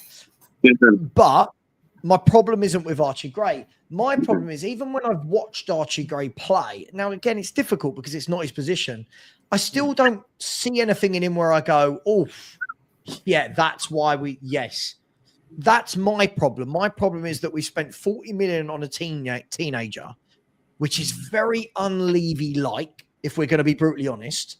I get it. When we buy Bergvall for 10 million quid, 10 million quid in football terms isn't a lot. You go, all right, let's be honest. If it works out, brilliant. We could sell him on for 50.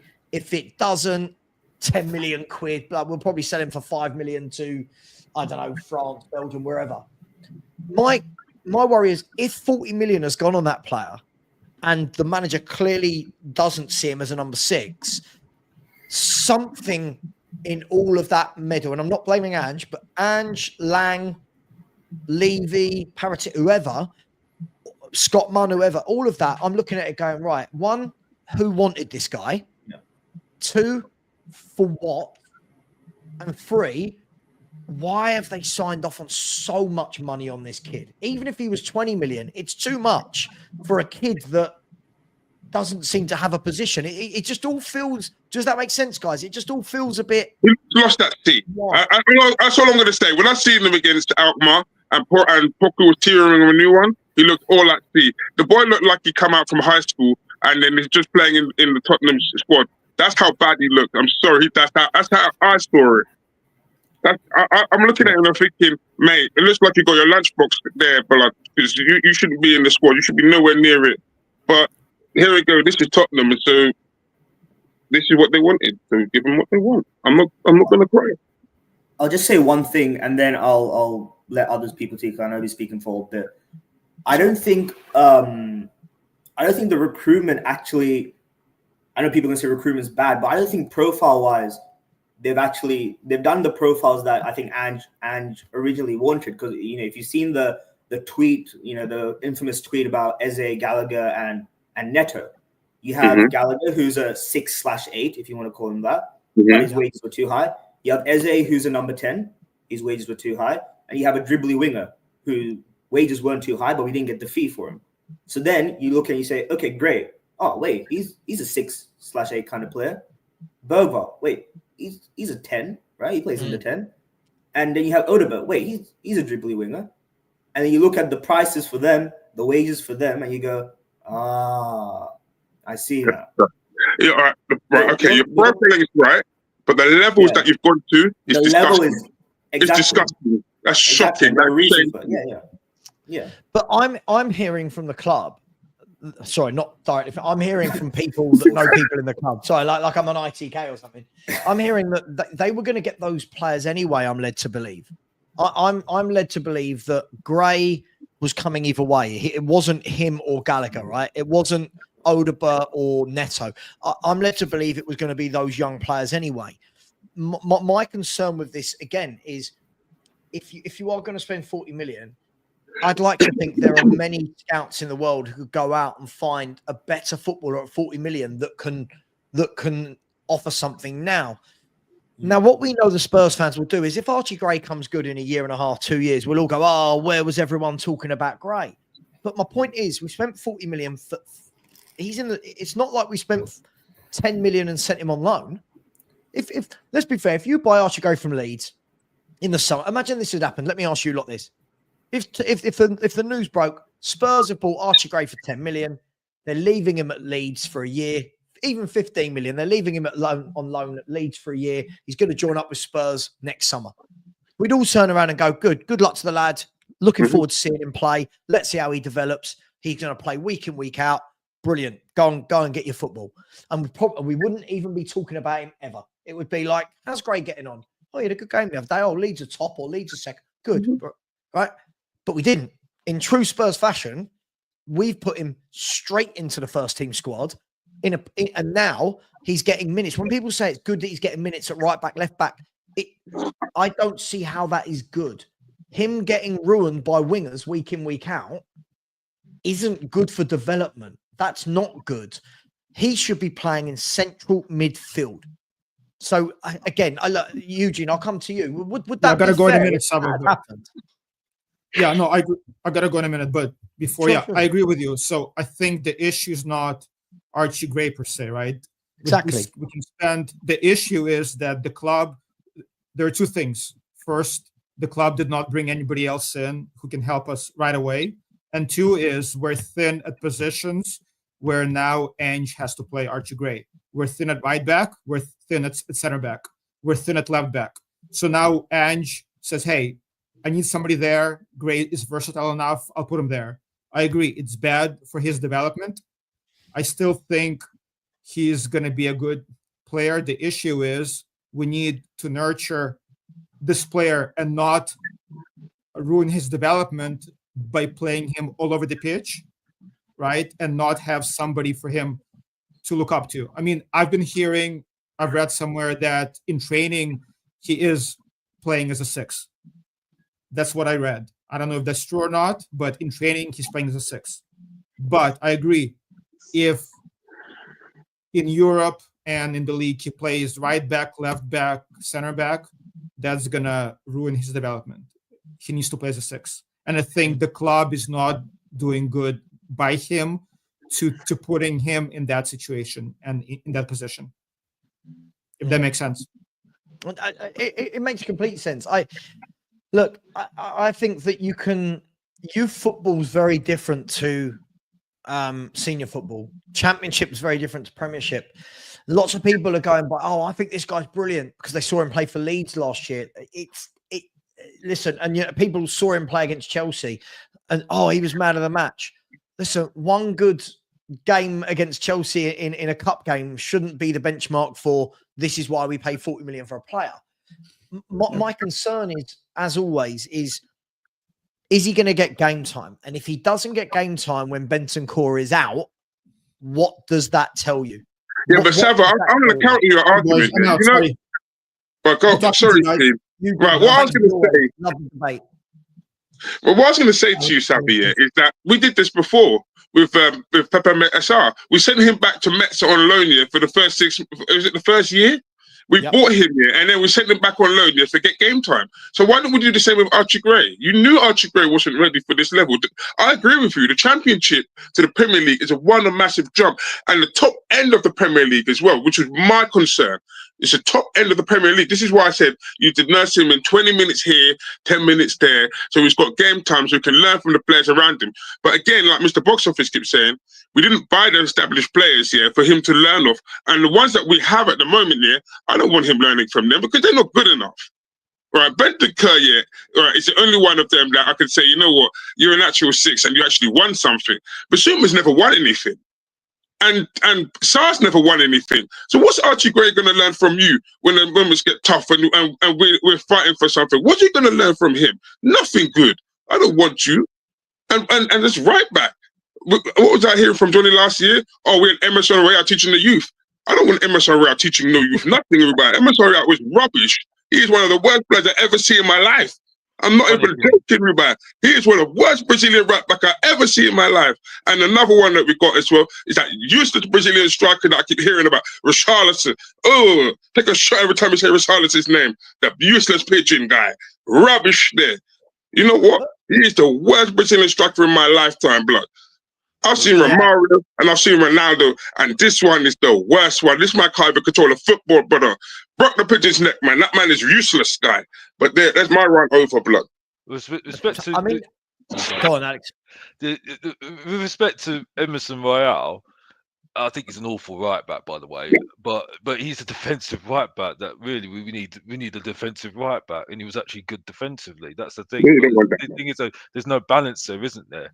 That's the thing. That's why it's so fascinating that we've got at the moment. You see what I'm saying? So we've got attacking wing backs that are better attacking wise, but terrible defensive wise. Then we had a good defensive right back in Emerson Royale, but he's terrible attacking wise. So you just can't make sense of it, can you? Really? Just no actual player that can do the both and do it competently. That's the thing. That's what's really annoying me at the moment, and that just goes back to the recruitment, but also the coaching staff, which is, I'm not going to go on about it because I've said it how many times. I don't believe in it right now. I really don't. I don't know what they do in training to improve the individuals in the squad to make them better at the moment. And that's where my issue is at the moment, right? It's all right playing a system, right?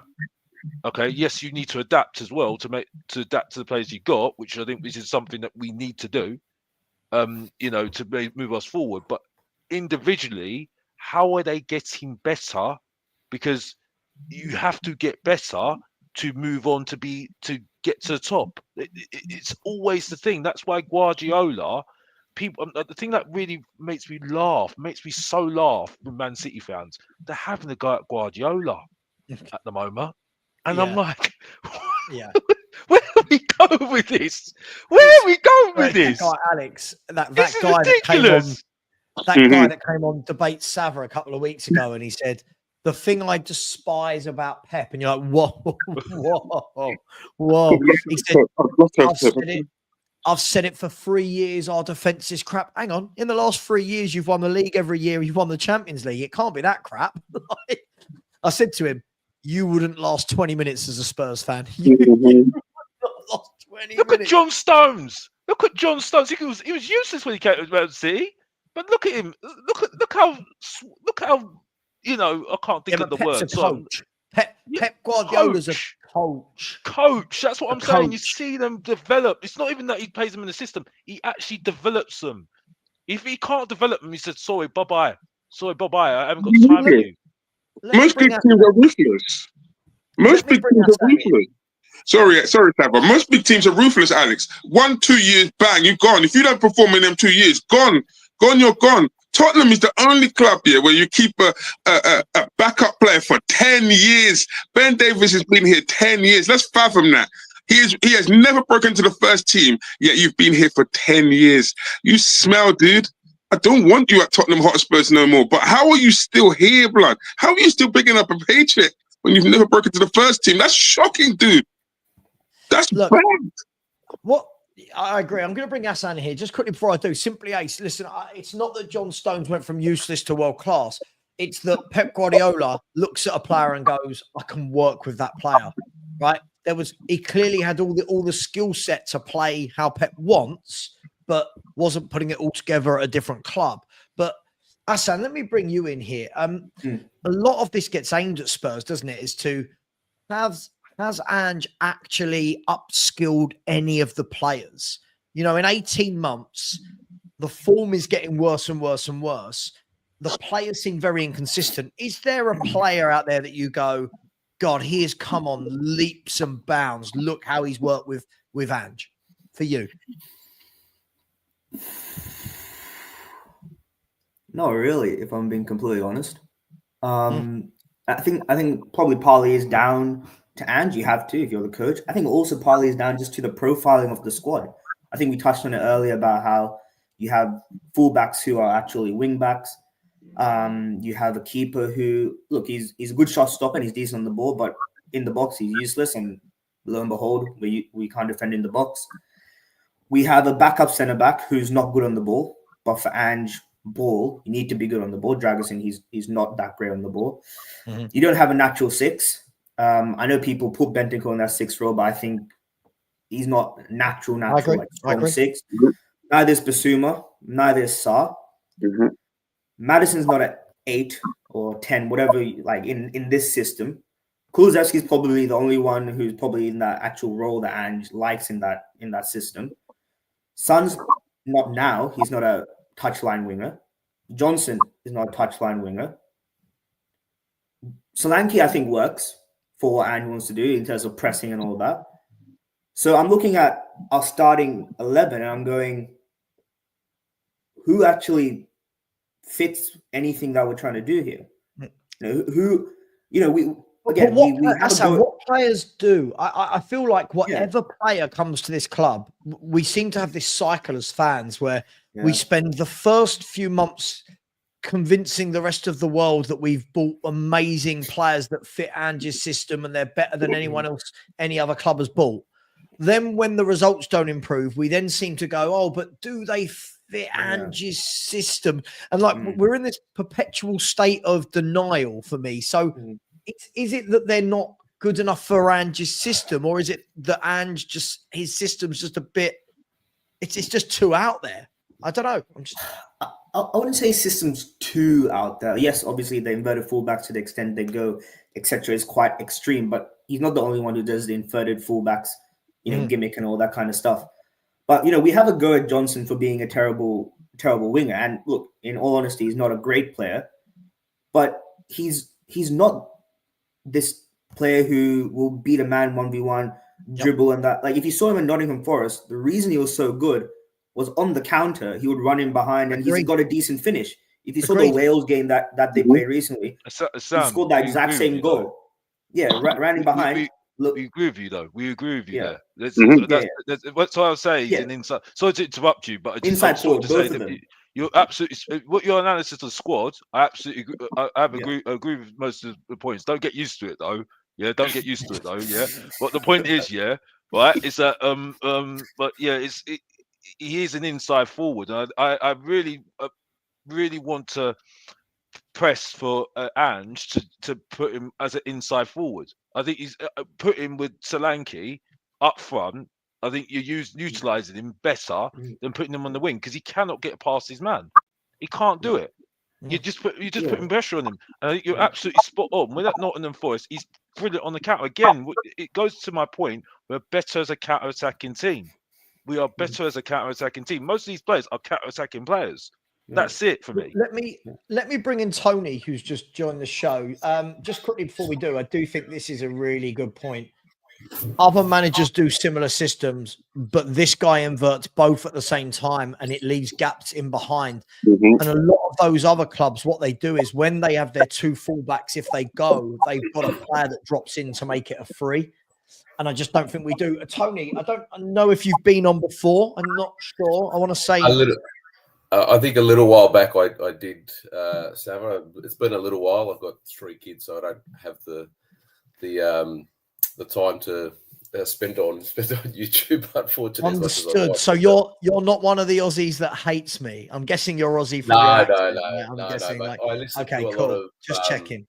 No, all good. But I listen to a lot of your sort of content, and it's very hard to argue with a lot of what you say. Try though. Like, try though. yeah, no, Feel I can free to try. yeah. No, I can try. No, I will try.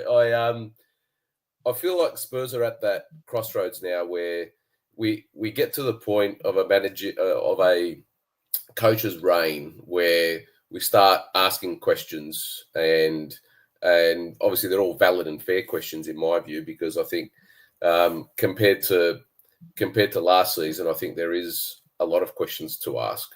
But we're at that crossroads now where we go, do we keep blaming the manager for, and not just using Ange as an example, but previous managers? I think in the last 24 years that we've had ENIC, there hasn't really been one manager besides Pochettino that's really been there for 5 odd years. That's one, essentially one manager. But we're at that crossroads now where we say, do we look at the manager and go, you're the problem? Or do we look at some of the players and go, because there's obviously been talk of there's 3 or 4 players that are not happy with Ange, or they've had a bit of a bust up, whatever the scenario is. Do we as a club have the conviction to go, no, we're going to back the manager, and perhaps if some of these players aren't working out through his system, well, we've got to get other players that will. And part of it is he's come out publicly and said, these are my players. And I think he shot himself in the foot quite a number of times over the past 6 or 12 months, which hasn't helped him. But we're at that point now where, do we continue to back the manager and stop blaming the manager and go, well, hey, look, maybe it's not the manager all the time. And I do agree with some of his faults. I think the two inverted fullbacks doesn't work, because you've got to have a number 6. In the last 25 or 30 odd years that I've been watching the Premier League, I haven't seen one team not win a Premier League or a trophy without having a solid number 6 like a Musa Dembele. I've not seen it. It hasn't happened, and it hasn't happened for a reason. But as I said, so that's why I guess, I don't know whether it's a question or not, but it's a bit of a statement / question to the panel to go, do we go, you know what, we're going to back Ange. Maybe we need to just get in the right players. Yes, he shot himself in the foot, but do we keep backing Ange? And look, I get that it gets to a point where you can't back him. If we're sitting in 16th or 17th or 18th, then you can't keep backing him. That's just not acceptable. But even if we finish 8th or 9th or 7th or 10th, whatever the position is, do we keep on backing him? Because I feel like we never get to the point of where we go, hey, players, you're the problem, not the manager. So look, I think there's a lot of valid questions in there, and I think the key thing for me, and again, I only speak for me. I don't speak on behalf of anybody else. If anyone wants to agree, fine. For me, look, yeah, we've had a somebody's got a real bad echo on their phone or their thing. I'm not sure who it is. I'm just going to test. Yeah, it's gone now. Yeah, sorry, it was yours, Tony. So yeah, thank you. Look, do any of us want to be in this perpetual cycle, this cyclical sacking of managers? No. However, does that mean that I want to continue with a manager that I personally don't think it's improving? No. And I don't think both of those things should be talked about at the same time. A manager performing over here should have no bearing on, hang on, but we sacked a manager just 18 months ago over here.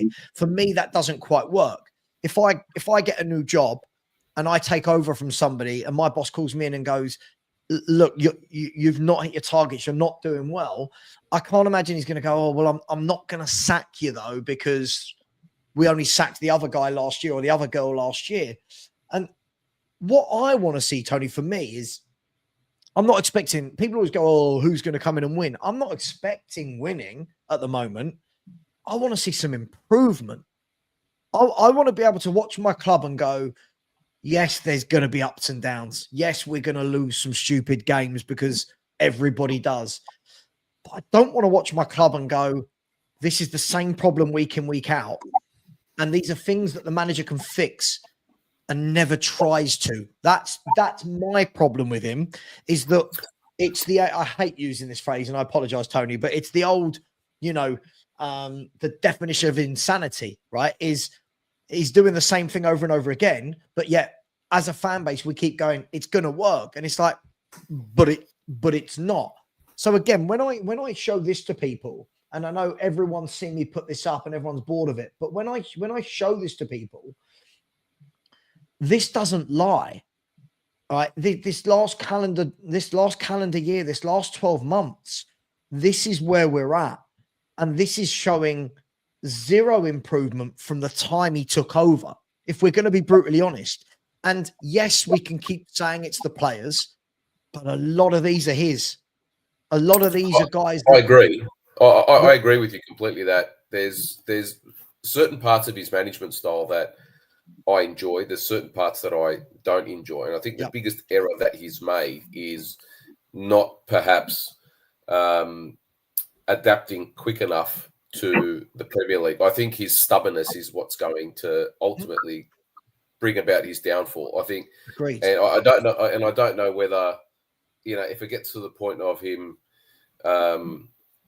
potentially having his job on the line. So, this is my theory. My theory is that I think if he goes over the next 4 to 8 games, where he's because the next 8 games are tough. Where I think we're playing I think we're playing Chelsea, Liverpool, Man City, and 1 or 2 others.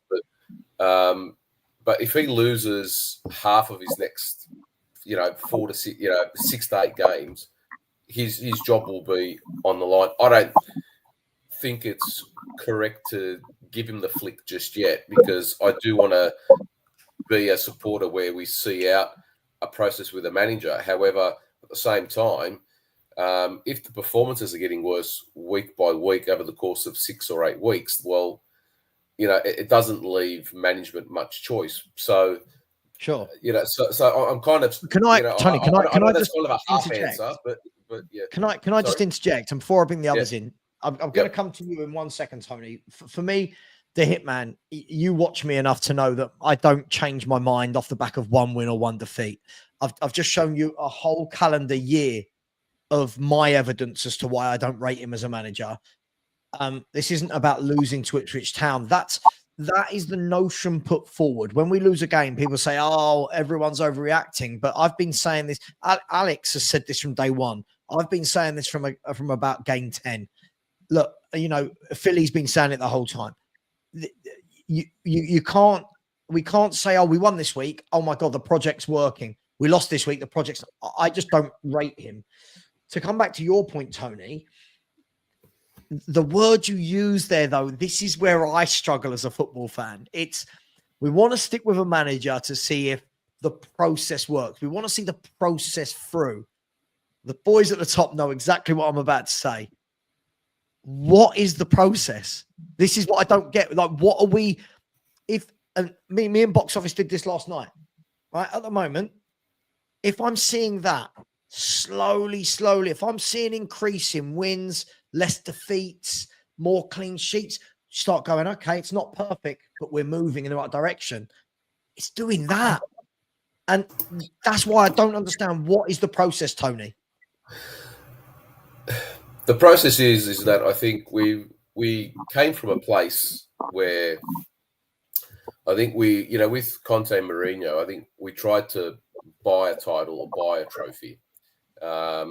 And I think even that was an error at that time, because, I think at that time we didn't necessarily see, those managers backed with the players that they had. The process for me is a case of Ange has a certain what's the word I'm looking for? A certain technique or certain method of his football that he wants to follow through.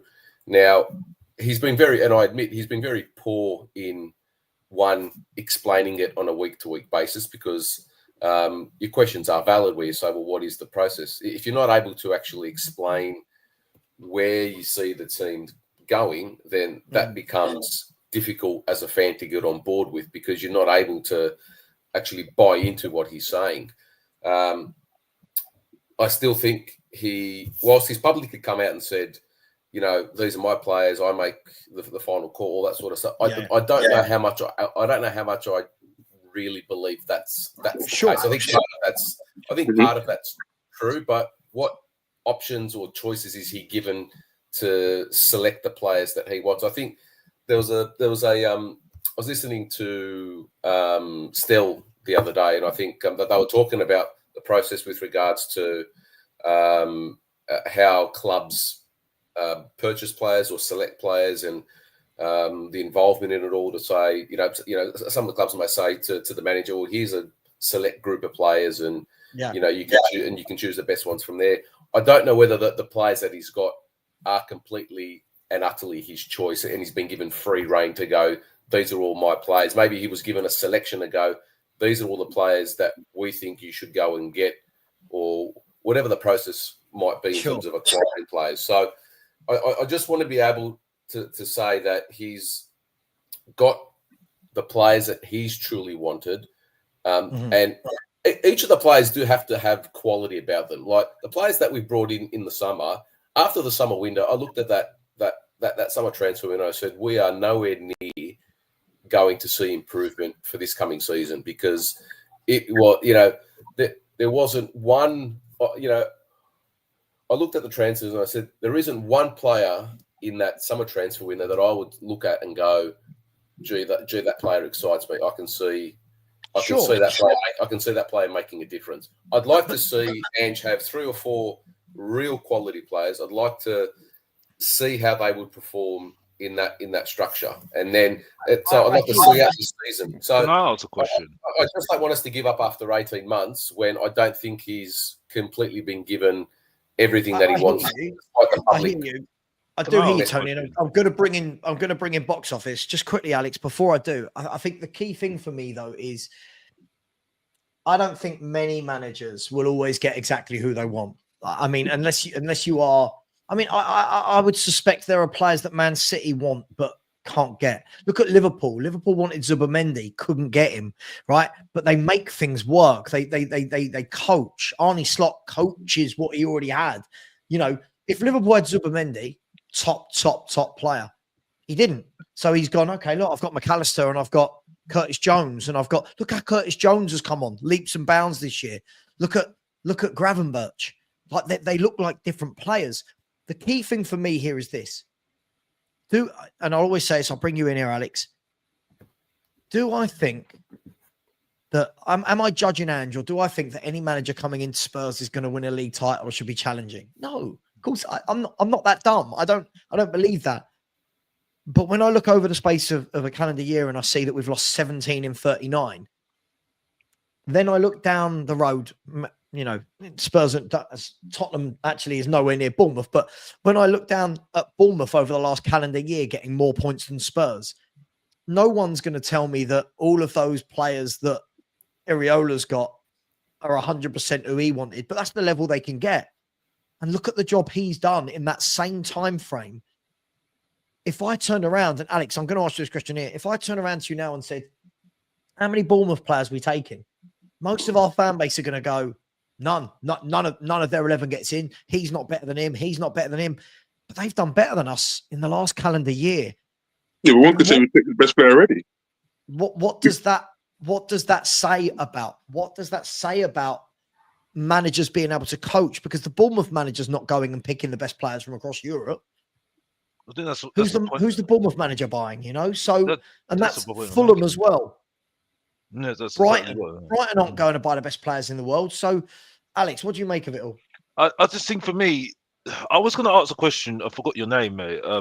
But you just answer now. No, sorry, mate. But I want to ask a question. My judgment. Do you think Ange could have done more coaching wise to improve certain players, especially some of the young ones. Because at the start, what he started, all I was told is that he likes to work with young players. Well, at the moment, I don't see him working with the young players. You see what I'm saying? I don't see him giving the chance to the young players to see the improvement. And where I can't really get with him at the moment, I saw Pochettino doing this. You know what I mean? When the players weren't working out for him, that was the first team in his first season, he said, sorry, I've got to play some of the young players. And that's how Harry Kane came to the fore. That's how Mason came to the fore. Bentaleb, you know, there was Carroll, there was Aldemar, there was those other players as well that he brought into the squad because he said, well, I'm sorry, I can't trust you. I'm going to use these players. And you could see a little bit of progress, even though I wasn't even on board his first season. You see what I'm saying? And then he used other players in different positions as well.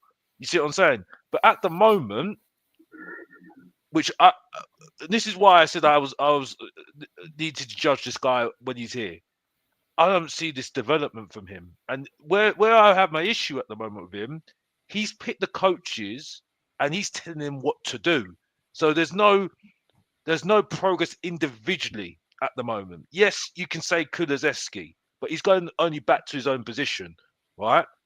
To where he wanted to play in the first place. And even though Dan, me don't agree with this because he's very good in the Italian league. When I watched him at Parma, he looked the same way that he is right now. You see what I'm saying? So, do you think he could have done more in terms of developing the players individually? Because at the moment, Poch didn't get the players he wanted, and he was able to develop them individually, players individually. One player which was quite obvious was Sissoko. He didn't like Sissoko. He didn't even want Sissoko. Look what happened at the end. Towards the end, he made them very good and used them very well, didn't he? You know what I mean? Harry Winks. There was other players as well that he used that he didn't want. You see what I'm saying? And I don't see that with Ange. I just want Tony. Yeah, that's right. Look, I don't disagree. Look, I think I don't know how hands-on or hands-off he is in the coaching sessions. But, you know, as a manager, you should be, you know, even if you're giving your assistants instructions for them to then go and coach the first team or the youngsters, you should be, in my opinion, you should be more hands-on than you are hands-off, because ultimately the players ultimately respond to you via, you know, either your presence or your instructions or whatever the case might be. So I do agree with you that I think he's, you know, as far as we know, I don't think he's doing enough to bring about the youngsters. Does he trust them enough? I don't know. But then it goes back to the question, why did you buy them in the first place? So, you know, I think he has to, you know, I'm always a big fan of playing players in their natural position rather than trying to make them play two or three positions, because, you know, you're better off being an expert in one position than a jack of all trades in three or four, because you're not going to be the best in all three or four positions. You're going to be the best in one position.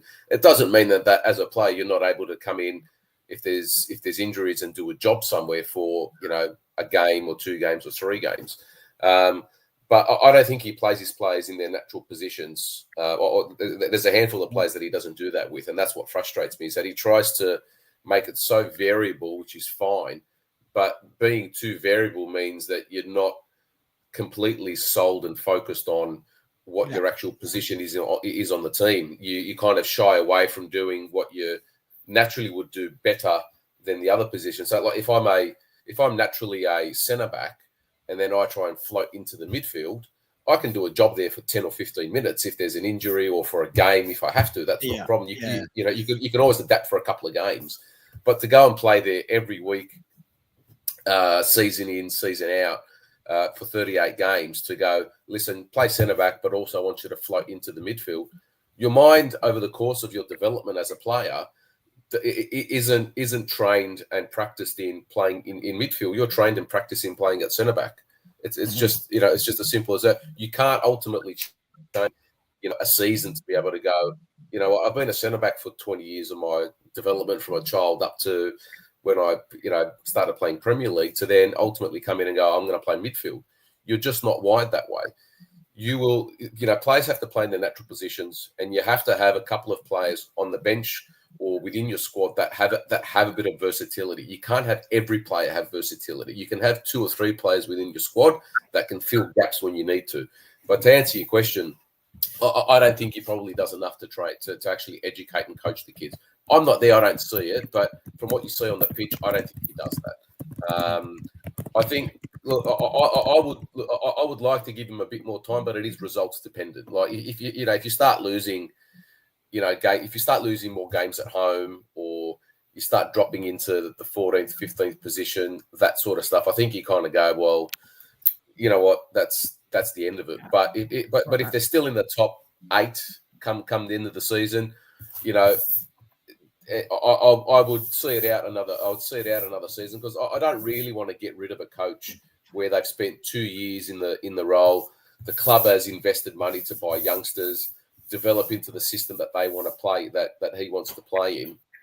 But it is dependent on they do have to buy experienced, established players to bring balance to the squad, because at the moment there is absolutely no balance with the team with the squad that we've got. I just think we missed the trick in the transfer window where we didn't bring in, even if they brought in just 2 more experienced players, established experienced players. They don't have to be £100 million players, but players that are around 40 to 50 million that would come in and improve the first team. And we didn't do that in the summer transfer window. We just did not improve the first team, and that's why I think part of the struggles is that there's not enough established quality in the first team to be able to just get over the line in some of those games where we're struggling or where we've not come up or whatever the case might be. So I don't know if that makes sense, but that's just my theory. Yeah, again, I mean, it's just things for me. Like, like when I see these comments, and big up to James, it's just like, again, it's that word process where I just say, sure, but for me to be trusting a process, I need to see some improvements somewhere. Yeah. I need to see something. I'm not saying trust the process. I'm just saying. No, I know you're not. I know you're not. I just need the process, because I'm with you, Savva. I don't. If you said to me, "Do you trust the process?" My answer is no. I don't. I don't have complete trust at the moment, but at the same time, I don't want to go through another cycle of get rid of a manager. But it is results dependent, as I said. If it does fall off a cliff, then that's a different scenario. But if we're plateauing, then do we just see out the rough seas and then see what happens on the other end? I'm not sure. Look, this will all be decided by Daniel Levy. Let's not make any two bones about this. We're all football fans having a chat, and a lot of people always say to me, "Savva, give him until the end of It's not my decision. If it was my decision, he would have been sacked last season, right? It's not my decision. Let's be brutally honest. When Daniel Levy sees that top 4 is starting to get away, right? This is not my take on it. This is what we've seen over the years, chaps. When Daniel Levy starts to see that top 4's got away from a manager, that's normally when you start to see the axe being wielded, and you then see a new manager bounce. Now, this might be different because we're in the Europa League, so it depends how long we stay in the Europa League. I've always said this, guys. Alex, you'll back me up on this. Just because I don't want him here, I don't think he's going anywhere. I don't think he's going anywhere, right? I've never turned around and people act like I jump on stream every day and go, out, out, out. There's no point. I don't rate him. That's well documented. I don't think he brings anything different to a team that I've not seen before. I don't think he's particularly good at anything, my opinion, right? But Daniel Levy will be the one that pulls the trigger when he pulls it. And if Daniel Levy pulled the trigger right now, I wouldn't blame him, because whatever we want to say, for a process to be believed, I'm not saying you said this, Tony, but when people are saying to me, trust the process, I want to see this. Okay, I need to see green shoots. I need to see, you know what? Look at our last 6 games. We've only won 2. We've only lost 1. You know what I mean? At the moment, I'm going win, lose, win, lose, win, lose. It's like we are a team that's just been promoted. And what's worrying for me, chaps, is when people go, it's only been 18 months. 18 months in football isn't a short amount of time. The average tenure of a Premier League manager, 18 months is a long time. By this stage, this team should be well drilled. This team should be well drilled. Whether or not it's going to win week in, week out, it should be drilled. The defense should know what it should they're be doing. better than what they are. Yeah, exactly. They should be better. Yeah, they should be better than what they are. Obviously, we're not expecting them to be world beaters, but they should be better than where they are at the moment. And Absolutely. There's a question I wanted to ask was that if we had, I'll let Philly take it. By the way, you asked Philly. Philly, you take this. Go on. Yeah, that's what I was just going to ask. That if we had picked up another 3 or 6 points from one of the games that we should have won, be it a Crystal Palace or an Ipswich, we'd be on 19 points, sitting third or a bit higher. Mm-hmm. Would that change your opinion, open to everybody, to say that, okay, we haven't been performing well? Because the style of play Ange plays is it's either win or lose. There's no gray area. There's no gray area. Right. You know, I know Savva's mentioned this before, where we've got 4 losses or 5 losses, and he's done the comparison to other teams, which is not great. You don't want to see too many L's on the board. But I think the style of football that he plays is that it's either a win or it's a loss. There's no in between. But if we did pick up another 3 or 6 points in one of those games that we should have won and we were sitting in the top 4, would that change your view on, 1, Ange, and 2, how the team is actually performing? No, not my opinion. Personally, yeah, I can separate my hatred of my dislike. I don't hate anyone. My dislike of Daniel Levy and Ange Postecoglou. When I look at Ange Postecoglou and I see the tactics that he used, they're heavily naive. They remind me. Savva said it the other day. They remind me of something you see on the school playground. They're naive. You can't play like that. That's not sustainable for me, anyway. When we played against Brighton, yeah, we were 2-0 up. At no time in that game did he say, you know what, let me just sit back for 5 minutes. Let me play a bit of pragmatic football. Just think about the game. Try and put it into a position where we take the sting out of the game, and then we force Brighton to have to do something. There was none of that. You were just playing the same football over and over again. And that, to me, yeah, I feel like he's never had to adapt. I look at Celtic and I think Celtic, they are the best team in Scotland by a long, long way. So when you're at Celtic, you don't have to adapt, really. You can just play the same way and beat most teams every week at Celtic. The same in Japan, the same in Australia. You can play the same way and you'll find you get a result. But in the Premier League, it's a whole different ballgame. This is why I always use the Toto, we're not in Scotland anymore line. Because to me, yeah, this is reality now. You're playing at a whole different level of football. This is a whole different game. For me, anyway. And when I look at the play, I just think that your 2 are open and it's not sustainable, because all the team has to do is to score a first goal, and you can't always get back into a game. No, I agree. I think he's, it's like I said earlier, I think his stubbornness, if he doesn't change, his stubbornness will be his downfall as a, as a manager, because, and as I said earlier, is that I don't think there's any team that I've watched in the last 20 or 25 years that hasn't won trophies without having a number 6. Even if some of his football is sustainable in patches or in moments, it's not sustainable. It's not sustainable over 90 minutes. You can do it for a 20-minute period. You can do it for 25. You can probably even do it for a whole half. But to go 90 minutes completely exposed, high intensity, high pressing for 90 odd minutes, you need to have virtually two squads. You virtually need to have a starting 11 that can do that, and then take everyone off at half time and put on a different set of 11 players to do the same thing. And if I said to you in March here, I have a feeling in March here, because of the way we play and the high intensity that we play, we're going to get burnout in March, right? And then towards the end of the season here, we're going to be floating between March here and May. We're going to be floating round about our table, because I think we're going to get burnout. I think you're being kind. I don't think it's going to wait till March. Listen, and to be honest, we kind of saw this under Poch.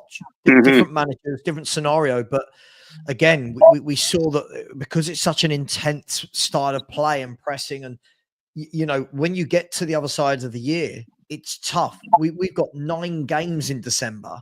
Depending on cup draws, we could have 9 in January as well.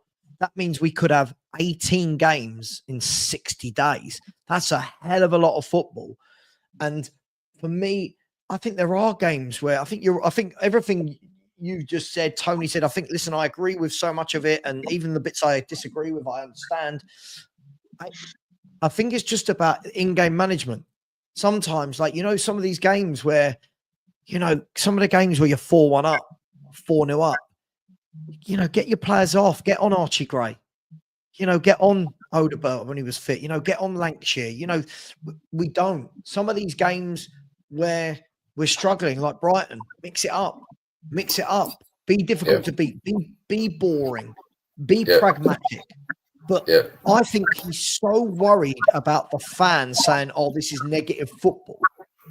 But I'll take negative football in moments, in patches. I'll take negative moments if it means seeing out a game. What I won't take is negative football for 90 minutes week in, week out. But this manager has told us time and time again, he has no plan on changing. Now, him coming out last week and going, the inconsistencies on me, I've got to change things. I don't think he's capable. From what I've seen in 18 months, there's never been a period where I looked at him and went, yeah, you're learning. You're learning on, he's not look at Kieran McKenna at Ipswich. That man, year in, year out, he's learning. He's getting better. Ange is 60, 59, 58. But look at the time of your life. At 60, you're not gonna change the way you are, because you've got to that period in your life here where you're happy, and this has got you to where you are. So you're less likely to be flexible at the age of 60 compared to when you're 30 or 40, where you're flexible and you're still learning your trade. And that's the problem with getting 60-year-old manager. And that's why I think we're going to have a major problem. I think we're going to have a major problem in January, because I looked at the games and if Tony and Phil, you're missing the games in Europe, and it just looks very heavy for a squad that plays very hard attacking football, pressing football, that is got a high energy as well. We've already got injuries already, right? We're thinking that Van der Ven's going to come back with a fresh pair of health. Well, that hamstring's going to tick again. Oh, I know. Alex, don't worry about me. I know every game, brother. Trust me. I know you're coming up. Don't worry about that. And for me, I just think at the moment we're not doing ourselves a favour of not using youngsters, because we're going to have to use them. We'll have to use them. So this is where it comes back to the squads. You see what I'm saying? And this is where I think he needs to change up a little bit, because you need a little bit of composure to slow things down, because there's going to be times in the game where you're just going to run out of steam, because you're absolutely right, Savva. You are. That point up as well. Pochettino, we ran out of steam. We ran out of steam after the second season. You see what I'm saying? Then he changed it up a little bit, because you've got to slow it down. You see what I'm saying? You know what I mean? Because only so much hard work you can do. You see what I'm saying? Liken the way we play to a FA Cup game. And I'm going to explain what I mean. When you get a team in a lower league, and by the way, we are going to finish in the next 5 minutes, guys. I'm absolutely shattered. When you get a team from the lower league, I'm just going to pluck a team, Cheltenham Town, right? Cheltenham, I don't know why. Cheltenham Town come to White Hart Lane in the FA Cup. In the first 45 minutes, their players give everything. Don't they? They give everything, every header, every tackle. They're staying with their runners. They're yada, yada, yada. And everyone's going, oh, they've been very impressive. What happens 9 times out of 10? Second half, the quality starts to show. That energy starts to drop. Now, that's how I liken Spurs over a season in this style. We saw it last year. The second half of last season was atrocious. The players looked tired. People couldn't keep up with their runners, right? We ran out of energy, ran out of steam. So you get to this summer and you go, right, okay, cool. Is this a youth project? Everyone was telling me it was, and everyone was telling me they liked it. Cool, we'll use the legs then. Use the legs of the young players. But we're not. Again, his substitutions. It will be, oh, Sonny's coming off. Werner, you go on. All right, Basuma coming off. Oh, Maddison, you go on. It's not you again. So for me, the last thing I'll say, I'll hand it back to Tony, and then we will end the show after a few super chats. I just don't see what he does well as a coach, because it's not tactics. He's tactically. Someone said to me the other day, he's tactically redundant, and I'm stealing that. Tactically redundant. He doesn't get the best out of any of the leadership crew. Romero looks like he's done. Sonny's not playing well. Maddison looks like he's fallen out with him, right? He's not getting the best out of any of the young players. None of them are coming in and going, right, I'm going to play every game week in, week. None of that. So I don't understand it's not his in-game management, right? So I don't actually understand when people go, this guy's great, we've got to see it out. What part of it is people looking forward to? Because I just look at a guy that, for me, Danny always says this, if this guy had come in and picked up a team who are mid-table, a proper mid-table, I'm not saying where we are now, I mean a team that finishes, if he had come in and taken a Palace, right? No offense. If he had come in and taken a Palace or Wolves, I think he'd get them relegated. This style of play would get them relegated because he doesn't know how to say, you know what? We need to toughen up here. We need to. He can't do it. So that's the last thing I'll say. Tony, I'll pass to you. And then after that, guys, I am going to read a couple of super chats. Go to bed. No, good. I'll just look. I mean, he's there on the sidelines and he's watching the game. And I mean, I struggle to believe that he doesn't see what's going on. Is he? I can't imagine he'd be completely ignorant to some of the faults or the errors in what's happening. So whether that's him not having the management ability to be able to actually do the in-game management, or whether it's just pure stubbornness to go, no, I'm just sticking to what I believe in and what's worked for me.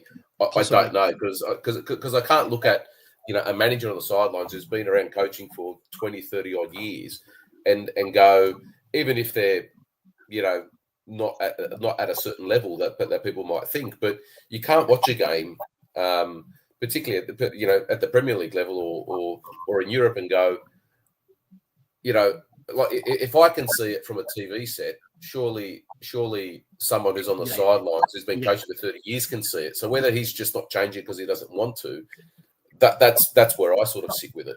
Does he know how to?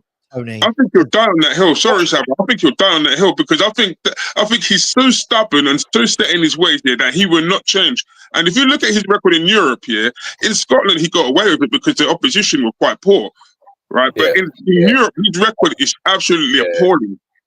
I think his stubbornness stems from the fact that throughout his managerial career, and yes, he's managed in the league. He's not managed in the Premier League, but throughout his managerial career, his system that he's adopted and applied has worked everywhere. So his mentality is, well, why should I change it if it's working everywhere? But you would think after 6 or 12 months in the Premier League, you would go, okay, maybe my system doesn't work here. Might work everywhere else, but it might not work here. And there's certain parts that really frustrate me in games where when you're 2-0 up and he doesn't have to play 2 number 10s, why don't you just tell Basuma to sit back 10 yards and just you can still play attacking football, it's fine. You can still go and attack. But why don't you just sit Basuma back and go, Basuma, don't go past the halfway line. And just let the forward 4 players do that. But this is where managers earn their money. Surely he sees that. Like I refuse to believe that he doesn't see that. I just think he's that stubborn in not wanting to change the system. I agree with you. If I don't get to bed, my eyes are going to drop out. Sorry, I need to get some super chats. And just quickly before we end the show, I will get the super chats in a minute. I'm going to put a link in the chat. Please, guys. As you know, I've joined bigup.com. All my Spurs content is going to stay here. Sorry for the hair. I've had a hat on. All of my Spurs content is staying on YouTube. Tomorrow, I'm doing a Leicester City versus Chelsea watch-along on Big Up at 12:15 p.m. UK time. Sunday, we will have the first game of Ruben Amorim's era. So we'll have Ipswich versus Man United. If everybody would be so kind to smash this and go over, create an account. It takes about 30 seconds, and then just press join community. It really does help me. And I'll put a link out tomorrow where you can come and watch the game. It's really a really cool site. There's tactics boards, GIFs, threads. It's all really, really cool. So if everybody would be so kind to do that, that would be amazing. Just before we go, Bella, thank you so much as always, gifting a Football Heritage TV membership. Really appreciate you. Bella and Tony, the only two Australians that can stand me. Thank you very much, Bella. Really appreciate that. Ethan Bates, always very, very generous. As if patience isn't earned. Patience is earned, and we're not progressing. Listen, Ethan, you and I, we're on the same page. He's got to sort it out, right? He's got to sort it out. And these next, listen, between now and January the 1st is really going to show what Spurs and Ange are made of, right? I think we all know that.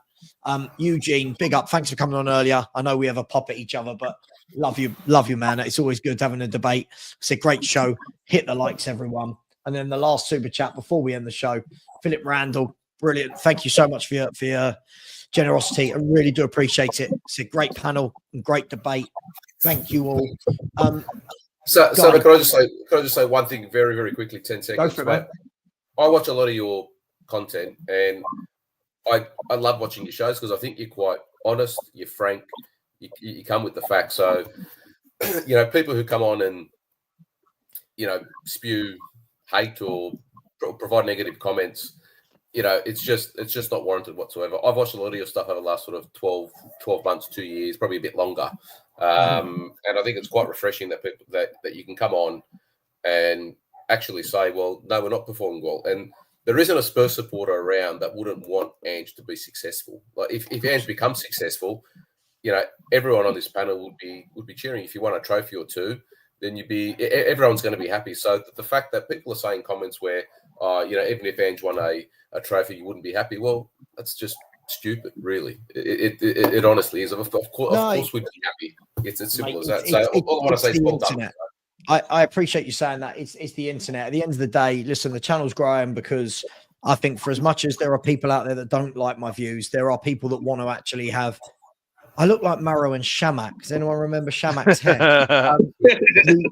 There are people that want to have proper football debates, and I think they know they're going to get that, Tony. I will never, ever allow my channel to be, people call me an echo chamber. I'll have anyone on. But listen, guys, I am going to go. Thank you so much to everyone in the chat. As I said before, please do. This would really, really help me out, guys. The quicker I can get to 100 community members, the better. I'm on 55 after a week, so I can get that to 100. That'd be amazing. Big up. Thank you very much, Jay Michael. I appreciate that. Thank you very much. Really do. Listen, guys and girls, take care. Before you go, this is for BK.